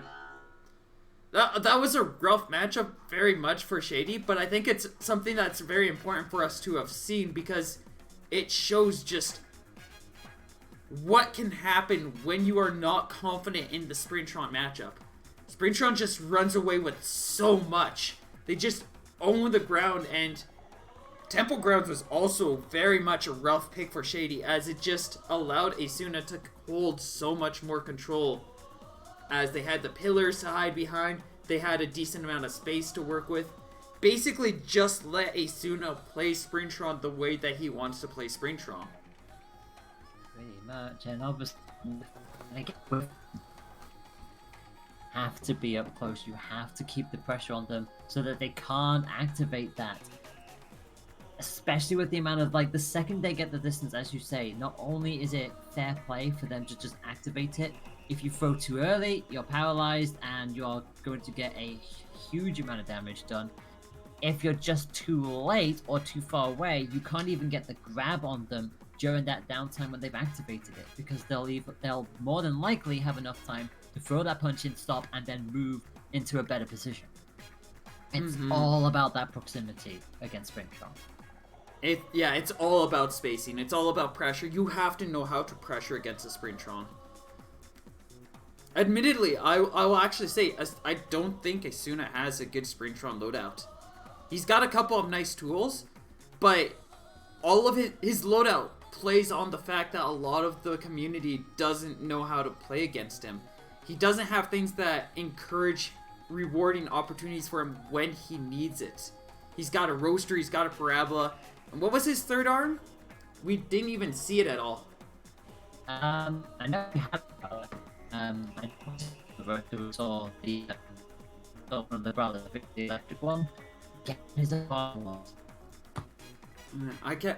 We'll probably see it in this one, but generally, like, for Springtron to really be played at his top level, to be played well, especially when it's against an opponent that really knows what they're doing against him, you need something like a wind element, like a boomerang, like a popper, or a chilla, or an ice dragon, something that can just freeze your opponents in their tracks or cause enough delay that you can get those EMPs. Oh, yeah. Because when an opponent knows the matchup, generally they're not going to allow you to have that space to be able to do what we're seeing a lot here, which is giving him enough time and space to really get those opportunities for just safe general EMPs. Generally, in my matchups that I watch in NA at least, like, Springtrons rarely get enough space. Like, everybody here is very, like, it's almost to the degree that some of these matches I'm watching, like, they're holding the door open for Springtron, being like, no, you first, go ahead, after you, after you. Like, I think a lot of that goes into the fact that EU has players like Twintel, has Riff or Ninjara. We see a little bit of Max Brass here and there.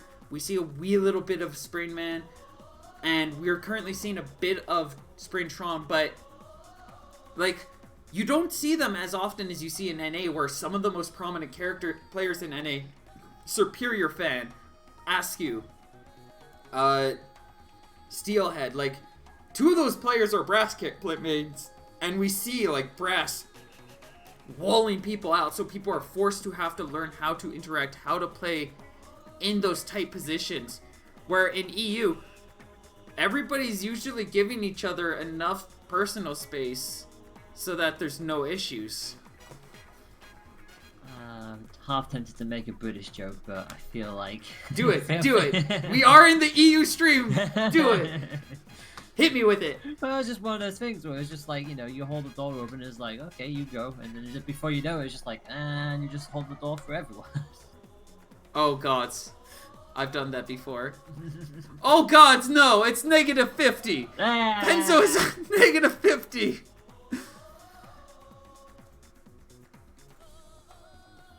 Why is it at that score? I fixed it. Well, the stream would like to have a word with you. I don't even know what's going on, because, like, when I look at the tickers, it's fine, but those ones specifically, apparently it's not fine. We're just gonna turn that. Okay, that's okay. Now we can. Now it's okay again.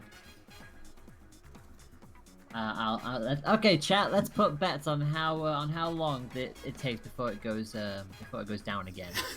No, don't. I bet 50 bits, and it will take 5 minutes. Ooh, 3 minutes from Yoshi.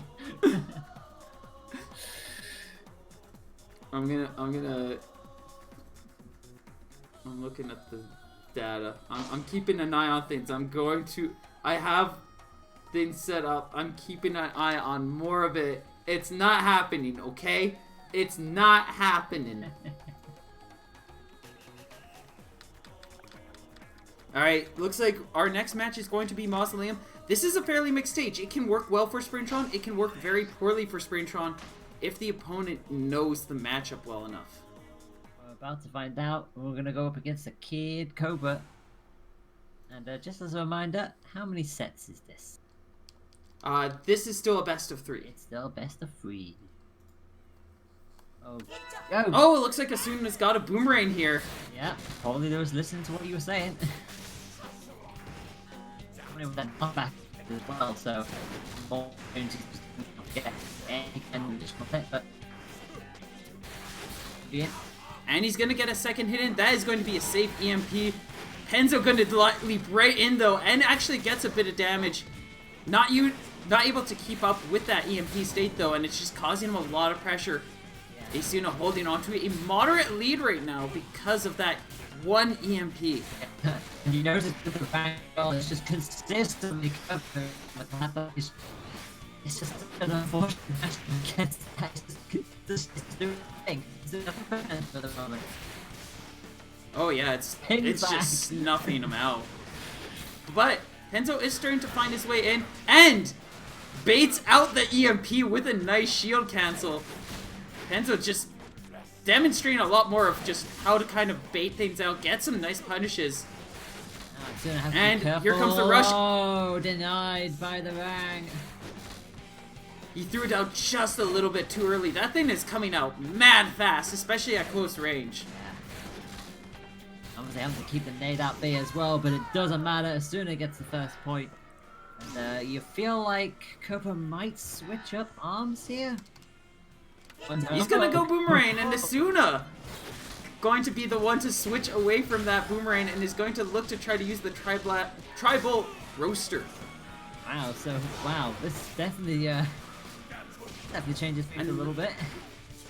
Oh yeah, a little bit greedy on that EMP. First damage on that middle platform though.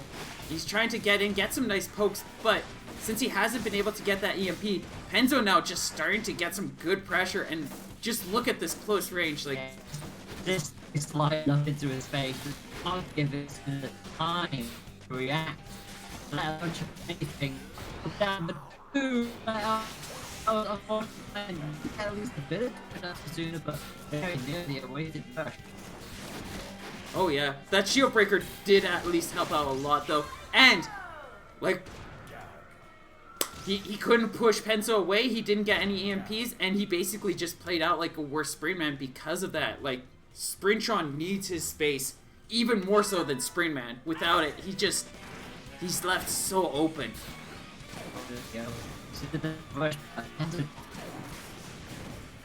Version from the nade now, so completely ditching the clapback and just bringing out the nade now. But so far, he's had like 2 or 3 just charged nade hits in a row, and he's gonna be able to punish that rush. Just Penzo's definitely demonstrated like he knows what's going on now. That first round was a little rough, but by the time we get to the second round, he's like, oh, I remember what you need to do, and just we're seeing such a change of things. Asuna just has to play at like bare minimum levels of Sprintron. Yeah. He's just, and where we saw it before, like Shady was terrified. You can tell like Asuna's like really anxious here, where he's constantly having to fall into that shield, constantly just relying on these very defensive movements and setups, because he's constantly getting poked out like this, getting caught out. He just doesn't get what he's wanting anymore. And that was a complete wasted rush there as well. Penzo just was not only too far away, but the Rang just completely shut it down.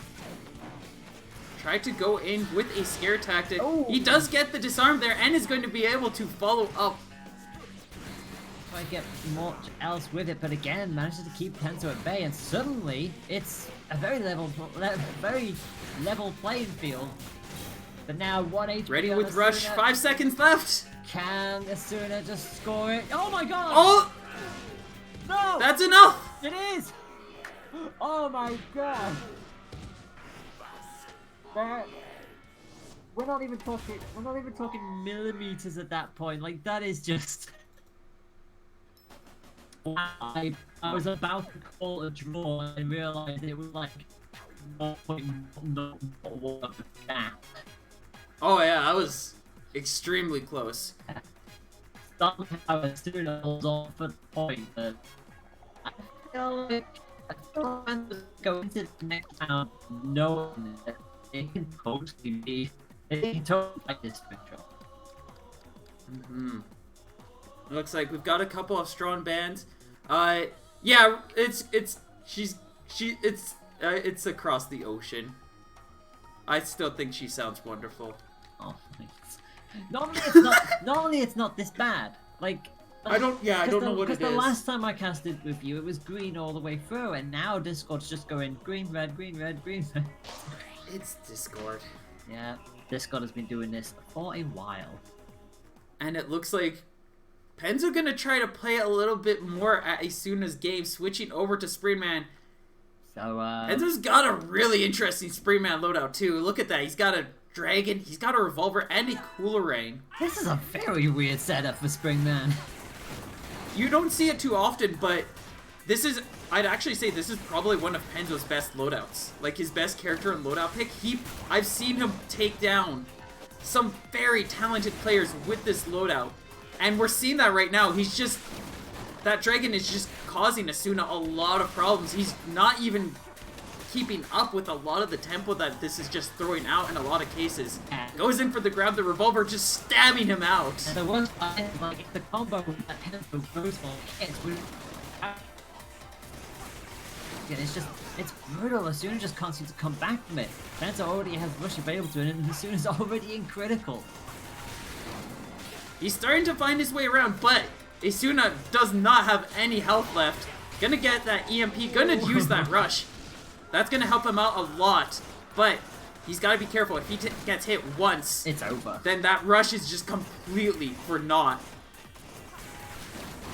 And the dragon is going to just tails him down. Yeah, it's like, and that's the thing you have to watch out for.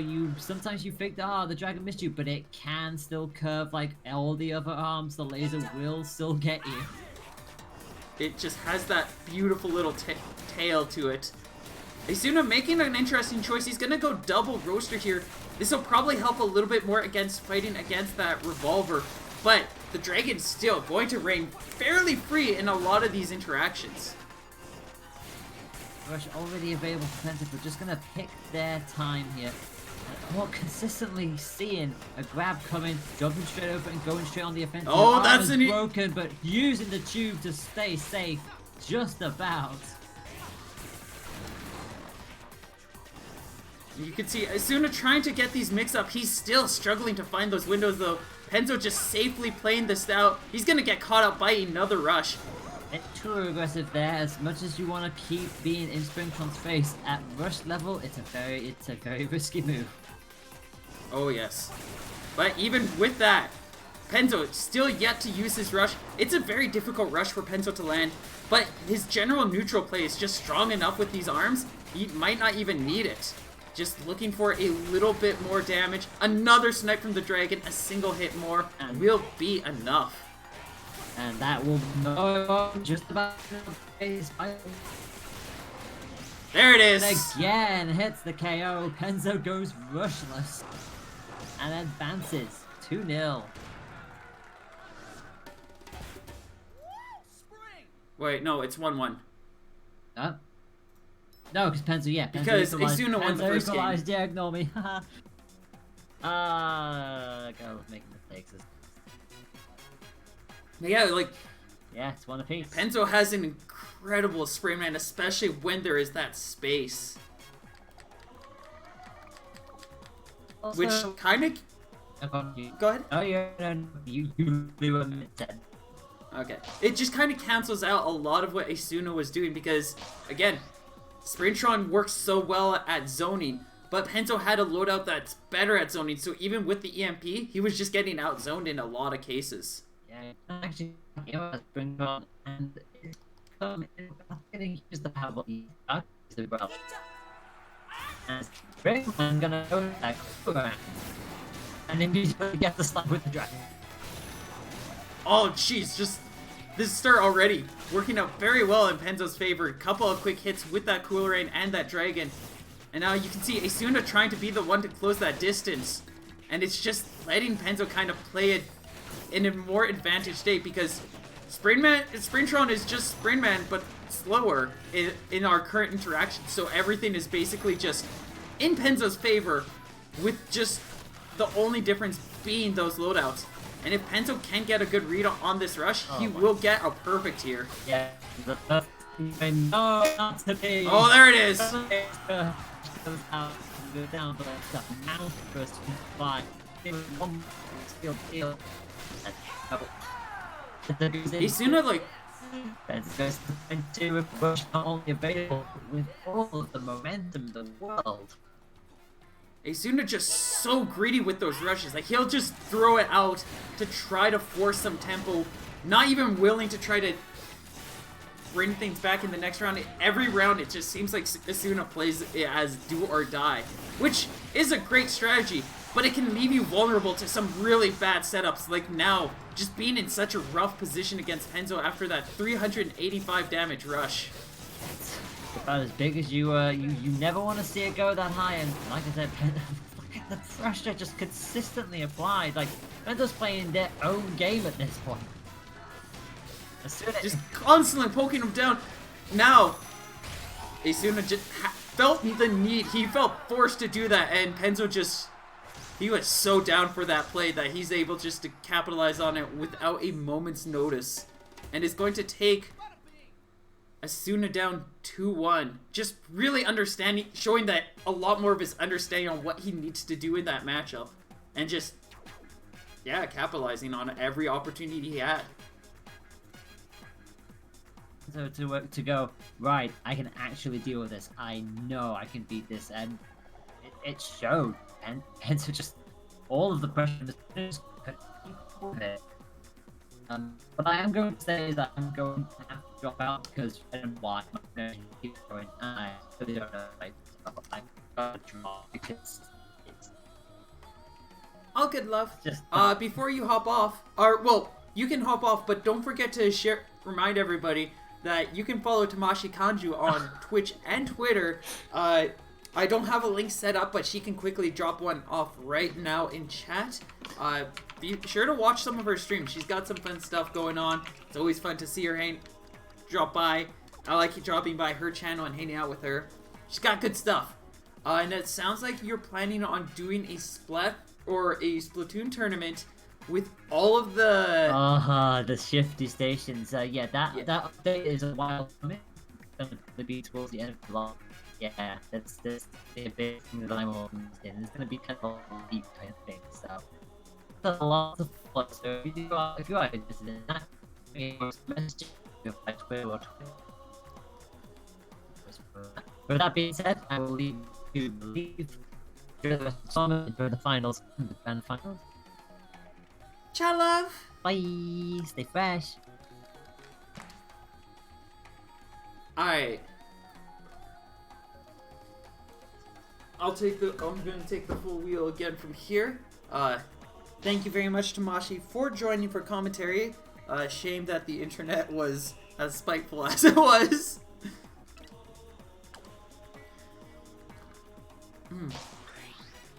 And now we're going to be stepping into a personal favorite matchup of mine. Penzo will be facing off against Rifa. Both very experimental players. Both have some very strong loadouts and playstyles and really good tools, but both of them are really solid at just like diving and dipping around, exploring a lot of the characters in this game and just learning how to really capitalize everything this game has to offer. And we're going to start off Rifa, he is not holding back right now. Going to start with his classic loadout, his main playstyle and approach. And Penzo immediately going in, trying to punish it with a roaster popper on Min Min. Starting things off the Rifa, keeping up some strong pressure. It's just showing a lot of what we saw with his Springman before, where he's just constantly poking him down, getting the safe setups with that dragon, and just presenting himself as a very difficult matchup. And so trying to find his way in, but just cannot keep up with this Triblast Ice Dragon as it continues to poke him down, time and time again and is now left at critical condition. One final poke, and that's going to be Rifa taking the first round.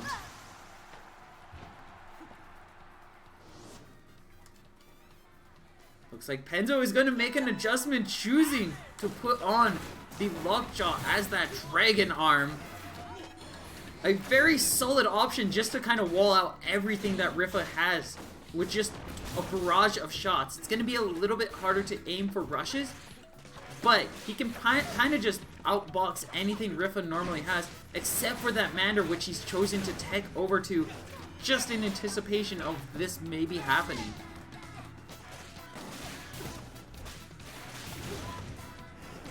Penzo, though, holding on very strong to this round,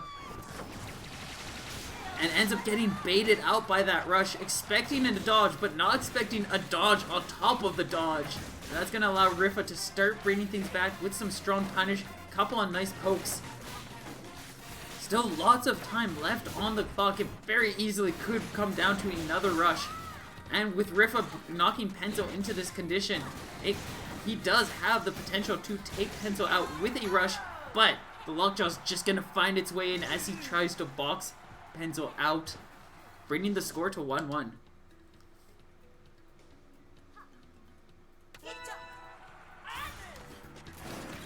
Penzo sticking with this loadout. Rifa switching back to the Ice Dragon. Gonna try to bait something out, and ends up being able to catch Penzo. Misses the Ice Dragon. Penzo almost walking right into that extra shot. But now Penzo has to find his way and try to get some damage to bring things back. If he lands his rush, that is going to put him in extremely advantaged state. But generally, this loadout is just capable of dealing so much damage even beyond that. Rifa already now prepared with another rush is just going to try to find a way in to get that confirmed, that final KO off of all these little blasts and pokes. And he's just going to try to find a grab, but misses out, and now is looking to try to finish things off with just some spread fire and this rush. And a solid dodge play. Some nice rush play on Rifa's part is going to allow him to work his way out and takes the first game.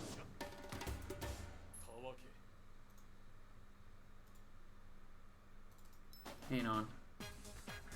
Okay, everything still looks okay. I fixed it. Yeah, I officially fixed it. The scoreboard has been officially repaired. No more negative 50s. How does it even do that?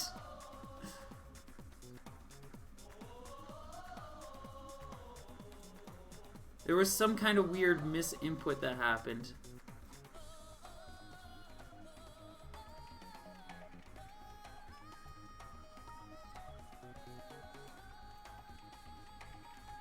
Try to sort them out, but I didn't get anything. We're just gonna leave it. I don't want it to go back into being cursed.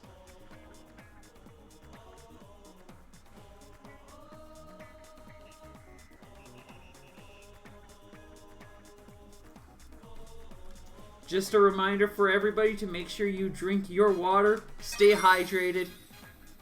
It's very important, it's very healthy. It helps the body, helps the system. It's a good thing to drink. Water. Drink it. Elwyn, thank you for the follow, love. Much appreciated. Great. Appreciate the support.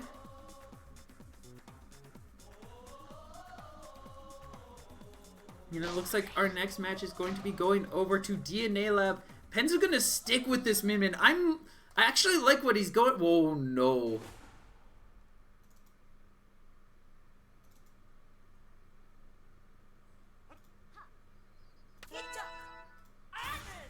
What is it doing? Okay, we're okay. Everything is fine. I'm gonna have to look at this later, but it looks like it's still trying to do that.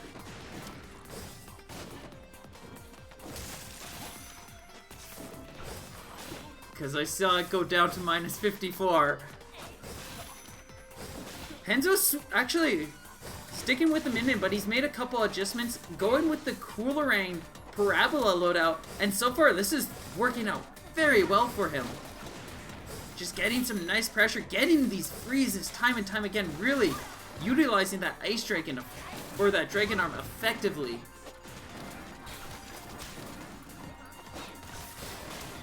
And so far is holding on to a moderate lead.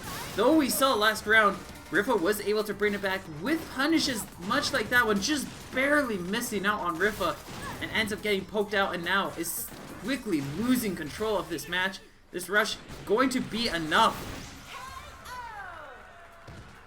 Penzo just trying everything to run away, but Rifa just right on top of him, not letting go, and is going to get the KO.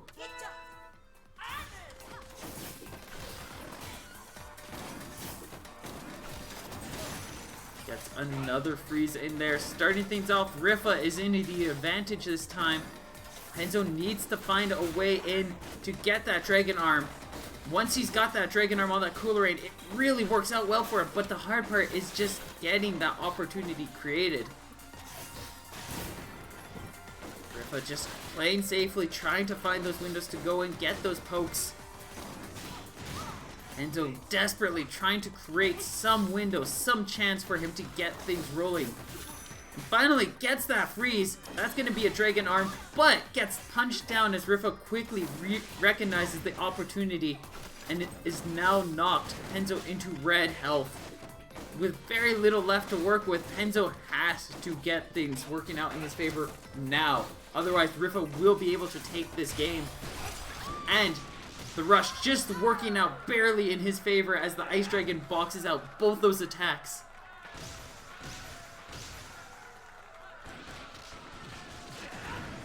Rifa now at an advantage of 2, and will need one more win to move on to the Grand Finals.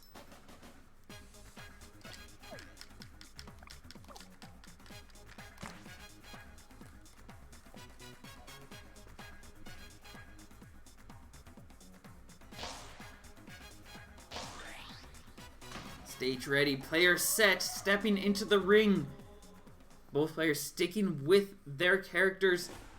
Penzo sticking with this loadout too. He's still got those tools rolling in for him. They were working out really well. And especially with this longer stage, might work out even better as he's just going to have a bit more time to get that Dragon Arm set up. Penzo going to start with that first freeze. Get some nice damage in there and is going to be able to follow up with another Coolerang. And we're seeing much like that first round in DNA Lab, as soon as he gets that Dragon Arm, just get some really nice tempo and opportunity. And now Rifa able to quickly knock him out of it this time. Just making sure that Penzo does not have the space to get that Dragon Arm. Quickly trading back and forth, just blows going in against blows. The rush going to be able to connect, and that is going to allow Penzo to stay on advantage and gets the Dragon Arm ready. Griffin now having to try to find his way through, going to be able to connect with that Tri-Blast. Griffin just going in all in with this loadout, trying to make everything work, and Penzo just barely holding out on top right now. A single poke more could easily put Rifa in the advantage, so he has to play especially carefully. Trying to force Rifa back just to get that Dragon Arm opportunity. Rifa though getting his rush ready and is going to close in that distance. Has a Shield Breaker rush ready with that extremely weakened arm. Penzo does not want to get caught out, does get disarmed though. Rifa cannot take a single hit more. And baits out the rush with his shield. Penzo forced to respond. And that's going to allow Rifa to take one more game. Just barely staying on top.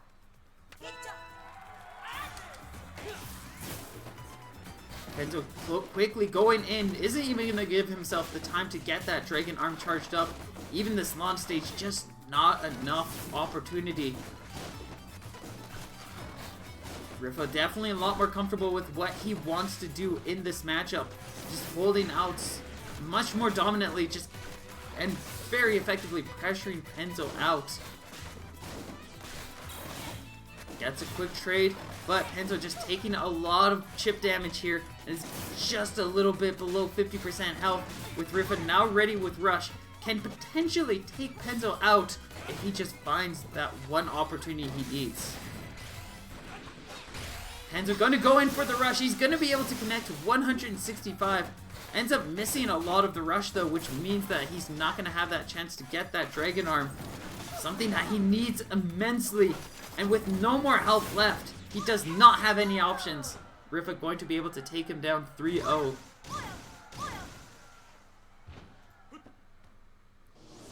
And we'll be moving on to face off against Iceman in the grand finals. Penzo got absurdly close a couple of points, but once Rifa just started to get a lot more confident and comfortable in what he was doing it,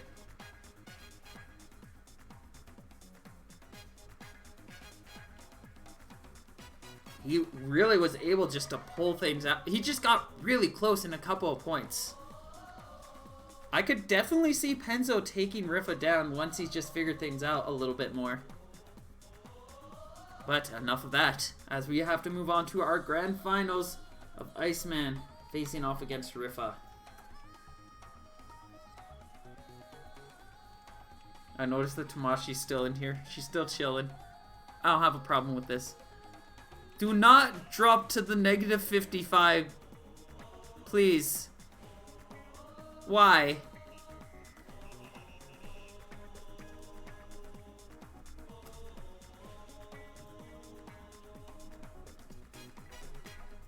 Stop it! Please.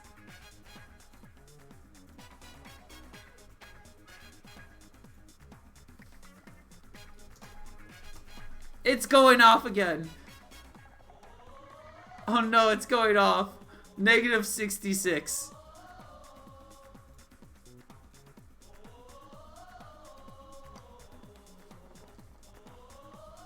It will not give up. This is the worst scar. Wait, what if we change? Let's create a new one. New counter.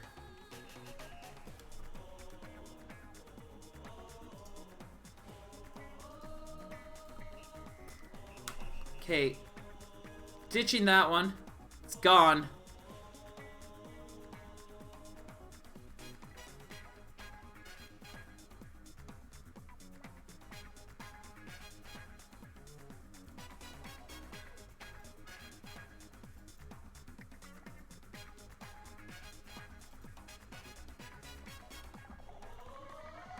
Let's try again.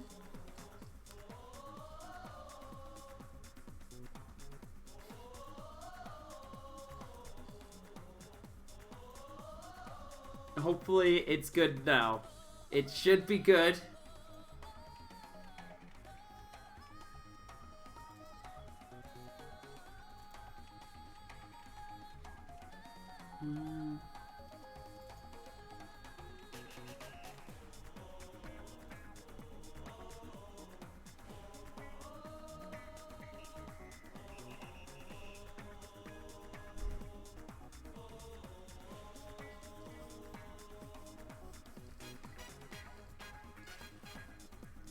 It's not moved.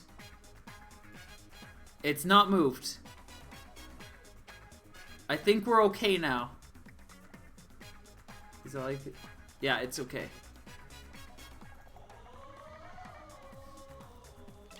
I think everything is finally okay. Iceman is here. Everything is set. We're going to begin the grand finals. And it's not going to put Rifa in the -100s.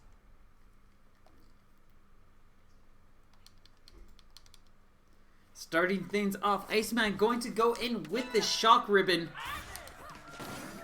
Sparky and Siki in tow. Rifa not going to pick any of his other characters. He's just going all in with Rifa. The Ninjara loadout.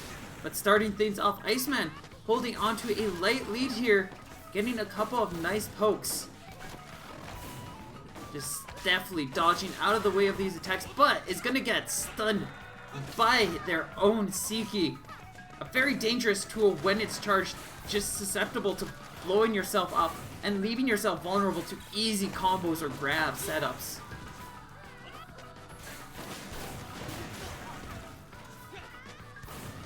Iceman holding onto a very light lead still, gets a nice stun with the Sparky, and is just looking for a potential opportunity to get a rush KO. But he's gonna get sniped down by that Ice Dragon. Rifa trying to set himself up for a comeback. Gets some nice damage in there. If he gets a little bit more damage, his rush could potentially KO from here on. Along with Iceman's definitely being relatively close, if not definitely a confirmed KO. Here it is going to be just barely not enough, as he misses one single hit. And he's going to be able to find his way out of Rifa's rush. If Rifa was able to connect, that would have been the KO. But a single Sparky is going to be. And that allows Iceman to take the first round. Diving right into this next match. Rifa switching over to the Slamamander, putting that Ice Dragon away. Looking to have some better pokes, a little bit better curves and angles in the approach. And just better toolkit for punishing Ribbon Girl's aerial movement. Rifa starting off with a light lead this time, but has to be careful as Iceman's rush can deal an immeasurable amount of damage if it successfully connects. Some very solid shields allowing Rifa just to keep moving out of the way, keeping that pressure up and just not getting caught out by anything too serious beyond those charged Siki blasts, which are not going to be able to stun Rifa, as he does get hit by 2 hits, which means that he's just going to get knocked down instead. Another stun from that Siki, and that's going to allow Rifa to put Iceman in critical condition, just looking to try to play this safely, time things out, not get too caught up in anything.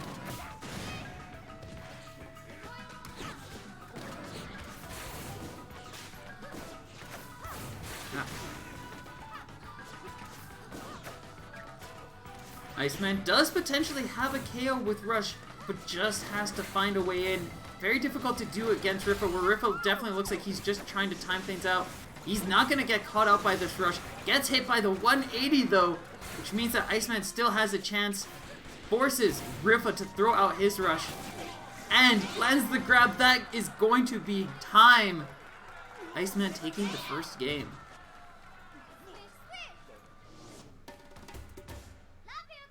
Wait, that's not supposed to go to Rifa. No. No. Please. There we go.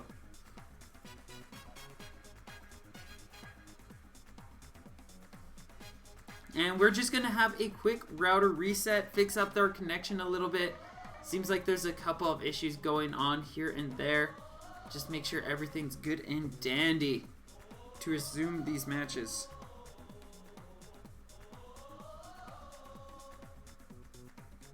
What is this?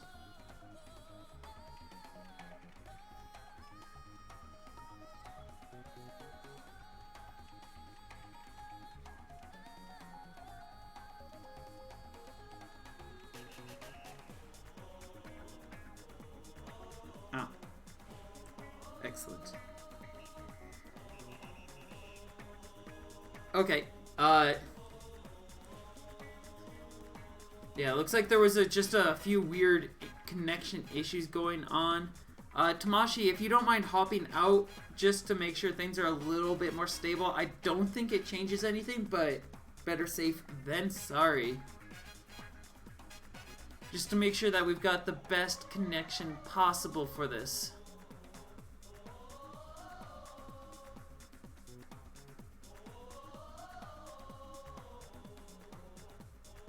Actually, I could be sneaky on Tamashi, and while they're doing that, I'm just gonna haha.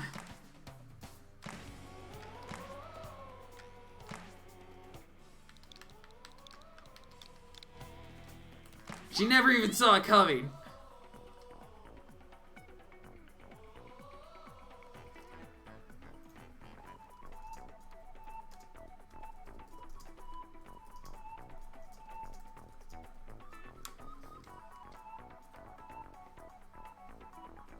Now we have only me.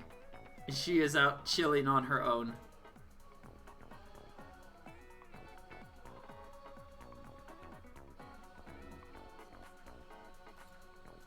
I'm so very sneaky, so very clever. Shoutouts to me, because I said so. I have the sneakiest of ways. Hopefully Riff is the first one in.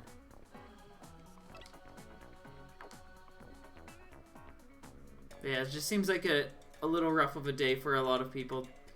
Bit of lag on these two, which is unfortunate considering the top two players. And that makes things a little bit weirder.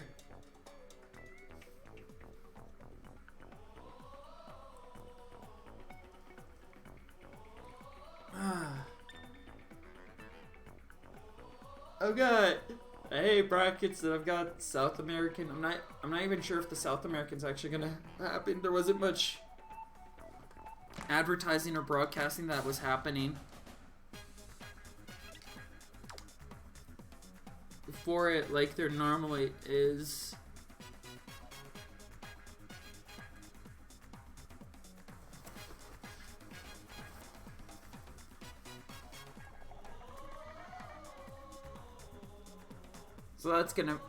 So that might not even happen, which to a degree I'd be fine with because I work at like 8 a.m. in the morning, and for me the South American brackets start at 8 p.m., which means that I have very little time to work with.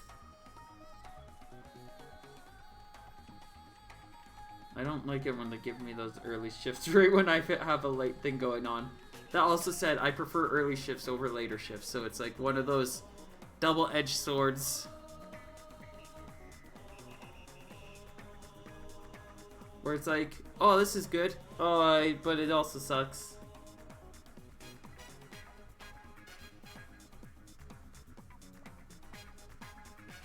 Ooh, what if... Random thoughts.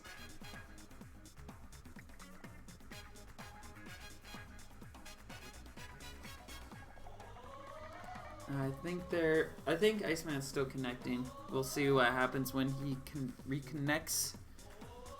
But until then, don't forget we do have a collection of reactions, commands, and trinkets that you can play with on this Twitch stream. If you just look below that box where it says Grand Finals, you'll notice a scrolling wall of little commands, such as the Malieve command, the Gender Shift, the Quote command, the Coaching command, and so many others. Be sure to play with them, explore with them, remind me of terrible moments of things that have happened in the past, so that I may look at them and be disappointed in myself once more.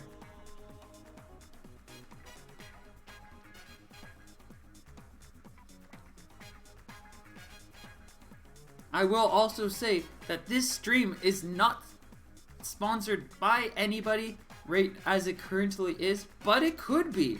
If you are a potential advertiser that might be interested in supporting the ARMS scene, supporting the community, be sure to send me an email. Let me know, contact me some manner. I definitely would be appreciated and would help out this scene. Potential prize pools could be added, could help me get more money to work on more projects of my own, and potentially set me up with more time to stream.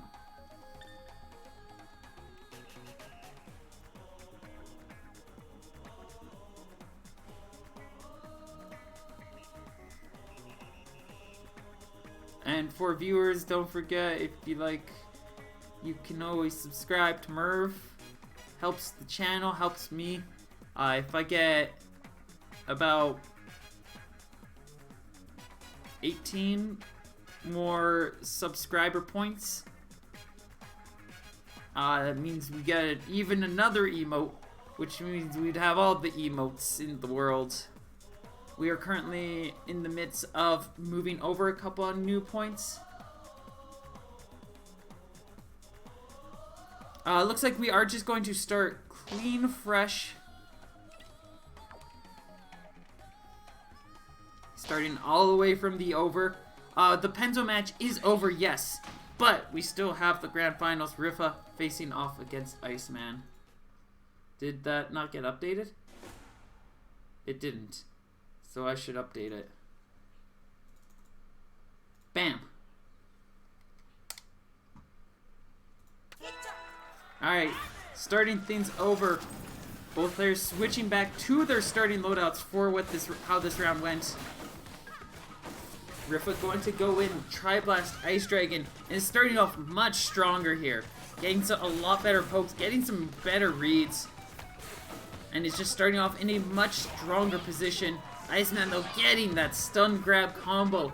Going to be able to start bringing things back with just a single chain, dealing an immeasurable amount of damage, just straight up taking a quarter of his health away and preventing him from really being able to keep up, or allowing him to catch up to Rifa.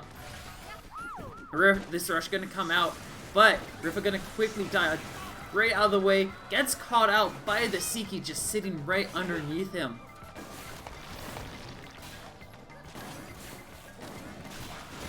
And another chain of hits. Rifa just continuing to hold himself the slightest of leads. Nasiki just barely missing. And now Rifa in a rough shape. If he gets hit by anything else, it could potentially lead into a KO. Iceman, though, literally one hit away as well. And a quick exchange, the Ice Dragon versus that Sparky. The Ice Dragon is going to come out on top, and Rifa takes the round. Starting off this second round, Rifa switching over to the Mander is going to be able to get a rush confirmed right from the get-go. 385 damage, and already has Iceman below 25% health already. Iceman yet to deal any damage on Rifa in any way whatsoever. Finally connects with something, but at the same time blows himself up. That's going to allow Rifa to take the first game.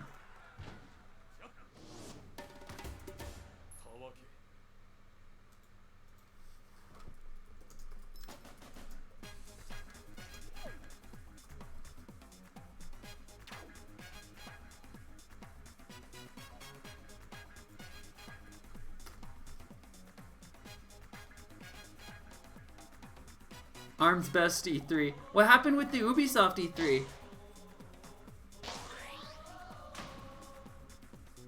I know I watched the Microsoft one and that was alright. It wasn't my kind of thing, but then again, that's Ubisoft. It's not really my thing. Or it's Microsoft. It's got cool stuff. I was really hoping to see something Smash related, even though I was pretty confident that that would have been very absurd to happen. Heading into this match, Iceman switching over to the tribal, putting that Siki away, looking for a little bit wider coverage.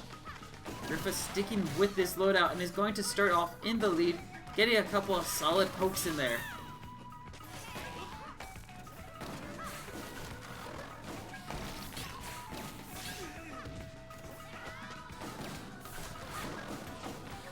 Rifa trying to... that probably explains why there's a lot less people watching right now.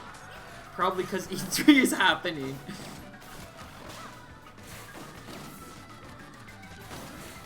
Rifa holding on to a light lead here because of that rush, but Iceman can easily bring it back with a rush of his own, or just any kind of stun combo. A nice flinch from that tribal could easily give him a nice opportunity too.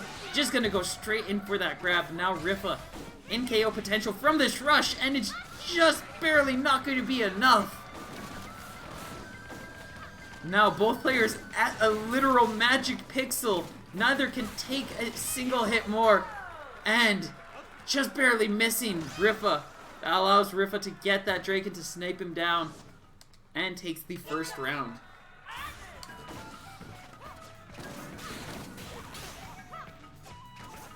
Iceman quickly gets a couple of quick hits, starting himself with a light lead. But Rifa quickly closing in that distance, throws out the rush, and is going to be able to connect 275. Iceman maybe a little too eager to try to go for a punish. Gets the stun. but Rifa able to land with the Manner prevents Iceman from being able to follow up with anything, and he's just continuing to chip Iceman down.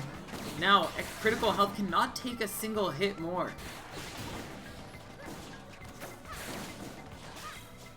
Just barely dodging these attacks, but a single Mander is going to be enough. Rifa bringing the score. Oh no. Wait, we did it! We did it! It's having its moment, but it doesn't matter because we don't have that thing right anymore. It doesn't do anything, it's powerless.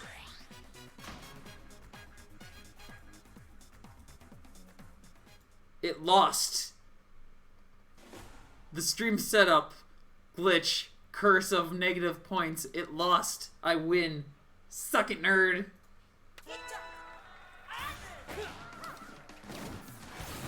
I outwitted it.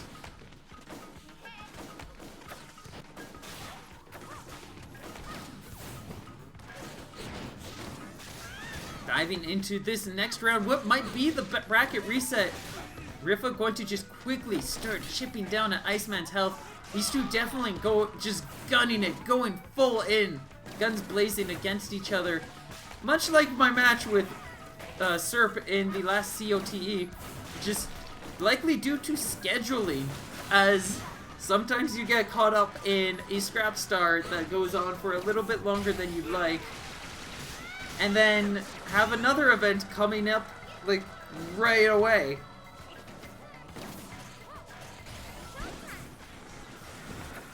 Rifa going to be able to dodge out of the way of that rush, gets another punish in.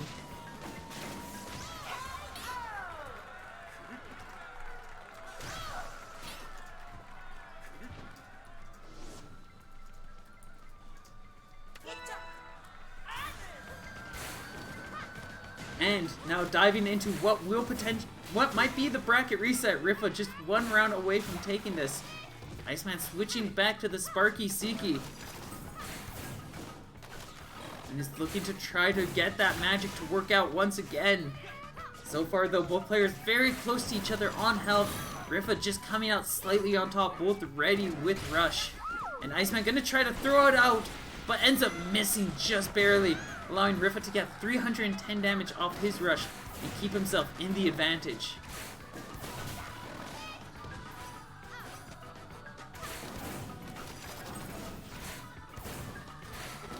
Rifa trying to find his way in, just looking for a single hit more.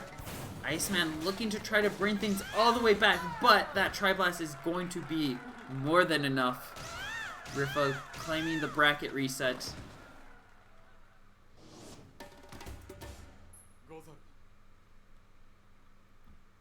Bringing us back to a score of 0-0. Now Iceman disadvantaged. Like, it's down to 82 right now, but as you might see, it's not affecting anything because I'm smart.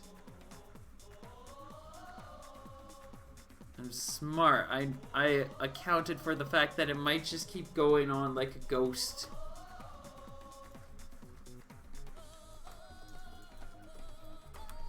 Iceman's still in this. We've got a bracket reset, but this is his chance to be able to take Rifa down. It's do or die. It's down to -99, but you can't see anymore.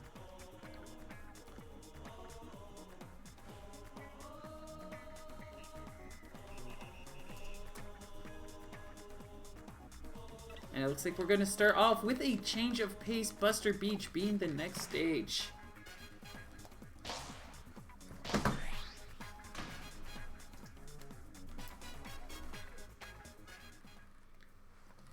It looks like Iceman is gonna switch over to Mechanica. Iceman's Mechanica has worked before. I've seen it do some very impressive things.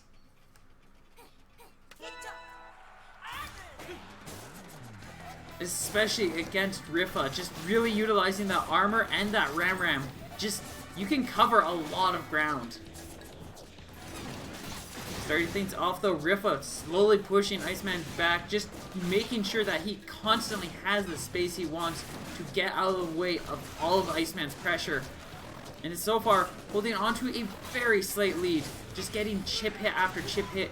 That rush gonna get cancelled out by the homie just sitting right underneath his feet. Iceman sees a moment to go in for the rush and is gonna be able to connect 455. Almost gets 500 off of that homie. And that's gonna immediately put Iceman in a very advantaged state. Gets Ryozen, knocked down quickly. Rifa quickly trying to charge up some rush and just zone Iceman out. Iceman very close to potentially getting the KO, especially if he gets another rush. Throws in another time, quickly knocked back even further.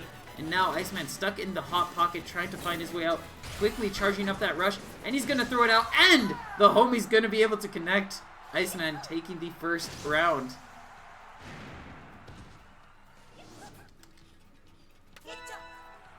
Iceman likely going to want to try to set up this next round to be an opportunity for him to recharge that rush, because it definitely looks like most of his damage, most of his plays are coming in from getting those rushes to land, as it covers so much ground and that rush just does so much damage.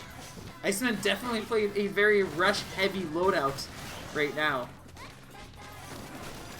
Starting things off, Rifa definitely in the advantage. Just continuing to push Iceman back. Iceman slowly trying to build up that rush, and it looks like Iceman is going to have it ready for this next round.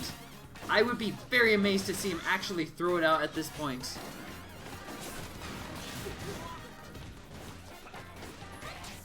Iceman starting to get some tempo. Gets 165 damage if he lands. He's going to go for that rush and is going to connect. 415 just needs one or two more hits, but Rifa is going to be able to take it out with a single poke. Now Iceman in a very rough position, as he's got to be able to beat through Rifa's rush and to be able to throw out or deal, or like he's got to survive through that rush and pressure out enough to deal the damage to take this game. And with this rush just coming right out, it's not going to be able to connect, and Iceman successfully punishes. Iceman now ready with his rush. He's going to try to come in, close that gap. He's got to be careful though, his rush isn't going to connect as well. A nice read! Going to only get 320 off of it. And Rifa going to quickly push back, knocks him back into the hot pocket, tries to go for another grab. Iceman playing relatively safely, trying to just focus on some nice boxing, some solid zoning. But he's got to be careful. Rifa has a rush that can KO from this point on, and he's going to be able to throw it out.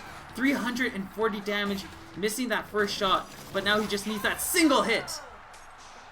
Taking the first game in advantage.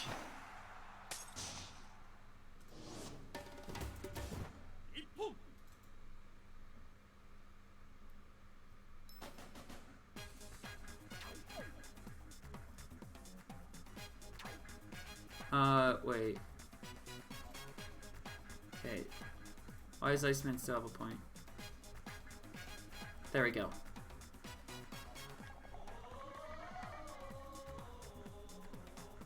Here, you know what? I've got a treat for y'all. Alright.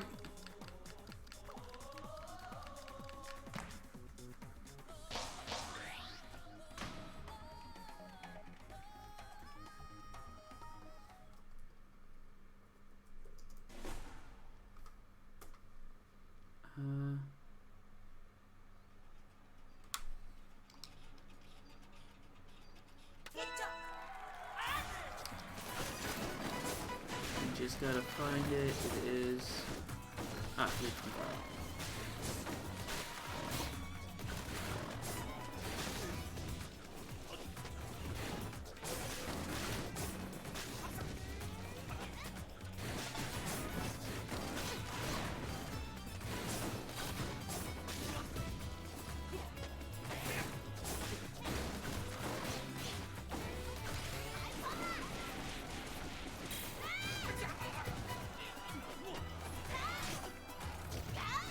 There you go.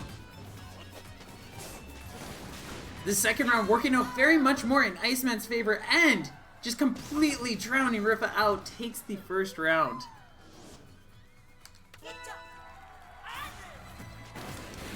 Diving right into this next match, Rifa switching that Ice Dragon over and is going to put the Slamamander, a tool that's going to allow him to box a little bit better, and when it connects, pushes Iceman so much further back, giving him a lot more room to work with.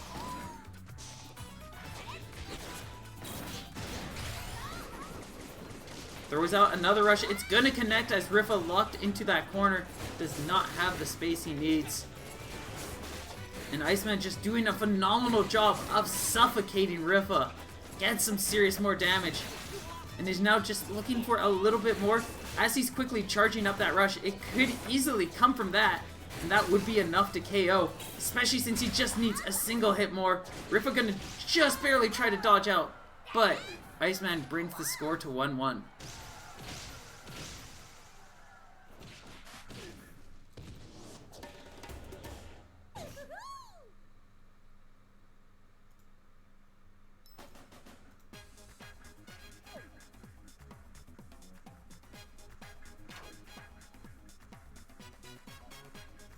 There you go.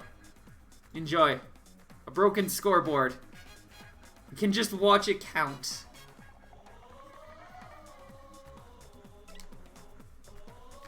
Slowly and surely, it will continue to dive deeper and deeper into the negatives.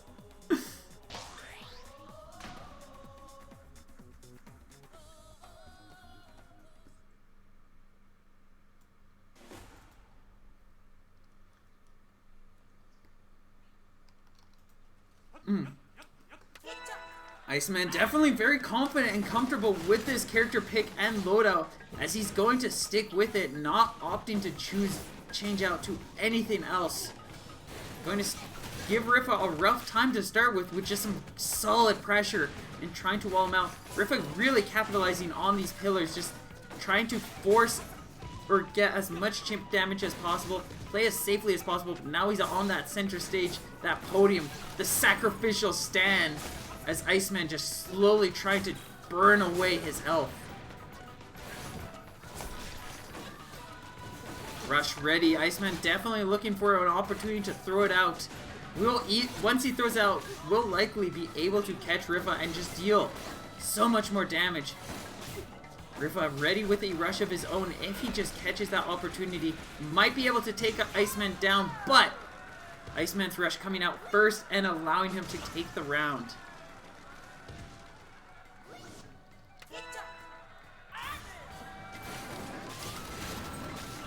Starting off this next round, Rifa getting a bunch of chip hits in, but Iceman just holding on to that lead. Once again, gonna get caught out by this rush, that larger body leaving Iceman too vulnerable to be able to dodge out of the way.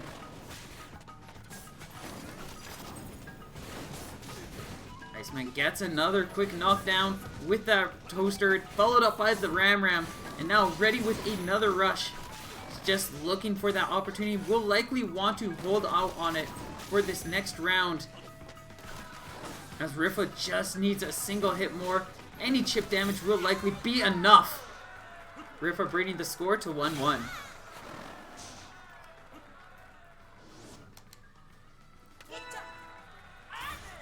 Final round starting off with Iceman getting frozen, but Rifa quickly getting knocked down by this toaster. Rifa holding on to the minuteness of leads, but is going to quickly have it taken away by 320 damage of rush. That said, Rifa does have his rush ready and can easily balance out these health pools as soon as he finds a moment to. Tries to dodge out of the way, just barely getting out before the finishing touch connects. Iceman still taking 255 damage and is going to get frozen out. Rifa just continuing to deal immense amount of damage through all these chips, all these little pokes. Iceman now ready with the rush, needs a single hit more to be able to have his rush be enough to take Rifa out. Rifa doing everything in his power to make sure he does not get caught out by anything too serious. Only in 195, which means that Rifa is very much in control of this, and a final grab will bring Rifa in the advantage.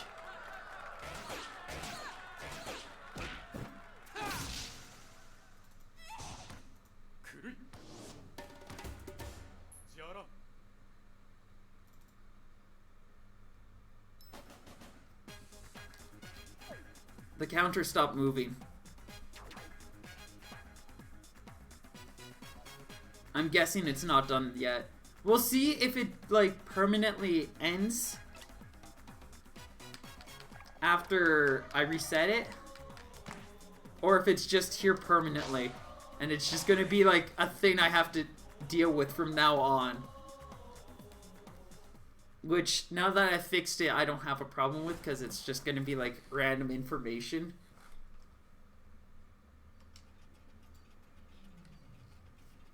And I can always reset the number. Diving into what might be the final round if Riff was able to take this game. Riff a 2-1 in advantage. Iceman picking Mausoleum as the next counter pick. A very small stage allows him to quickly just close in that distance. Gives Riff a lot of free movement. But the Ram can kind of capitalize on that free movement as well. Starting things off though, Riffa just constantly pressuring Iceman down and is putting him in a very low levels of health. Both players now ready with Rush. Either could arguably KO off of their Rush now. Iceman's definitely very capable, and you see he's just gonna go straight in for it. 270 is going to be enough. Still plenty of Rush to spare too. That said, this leaves Riffa in Rush advantage for this next round. Iceman going to have to quickly build some up, but with the help of that charged toaster, he's going to be able to give himself a little bit more breathing room, followed up by that charged Ram, just continuing to knock Riffa down and deal some strong damage. Rush can come in and connect 360, another no scope. Iceman trying to close in that distance, now has his Rush ready, just needs to find that opportunity. Might be wise to hold on to it for the next round, as again, he's in that pretty disadvantaged state. But he starts getting a couple of strong hits in and might be able to just potentially KO with the Rush just here. He's gonna go for it. Riffa just barely dodging out of the way. And now if Iceman does not take this, Riffa will be advantage in this next round of 2, which is not where Iceman wants to be. Going once again for what likely would have been a very risky play, just determined to get that reward, but Riffa going to take it away from him. Riffa switching over to the Mander once again, looking to try to get a win Yabuki here. Tries to find that moment, gets the hit, but is not going to be able to follow up as he just did not have the right camera angle for that. Rush is going to be able to come out, and he's able to deal 385 damage. Iceman still relatively close to being able to KO. If he just gets a couple more hits in, that will be it. And that would bring the score to 2-2. But Riffa's just looking for a little bit more damage, but he might not have that chance, as now Iceman in a position where this Rush will be enough to balance out that scoreboard. And we are on a final game.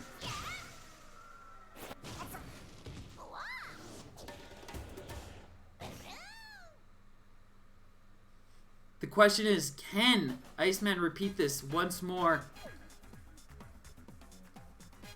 But he has to pick a stage that's at Riffa's advantage now. And it looks like that final stage is going to be Buster Beach.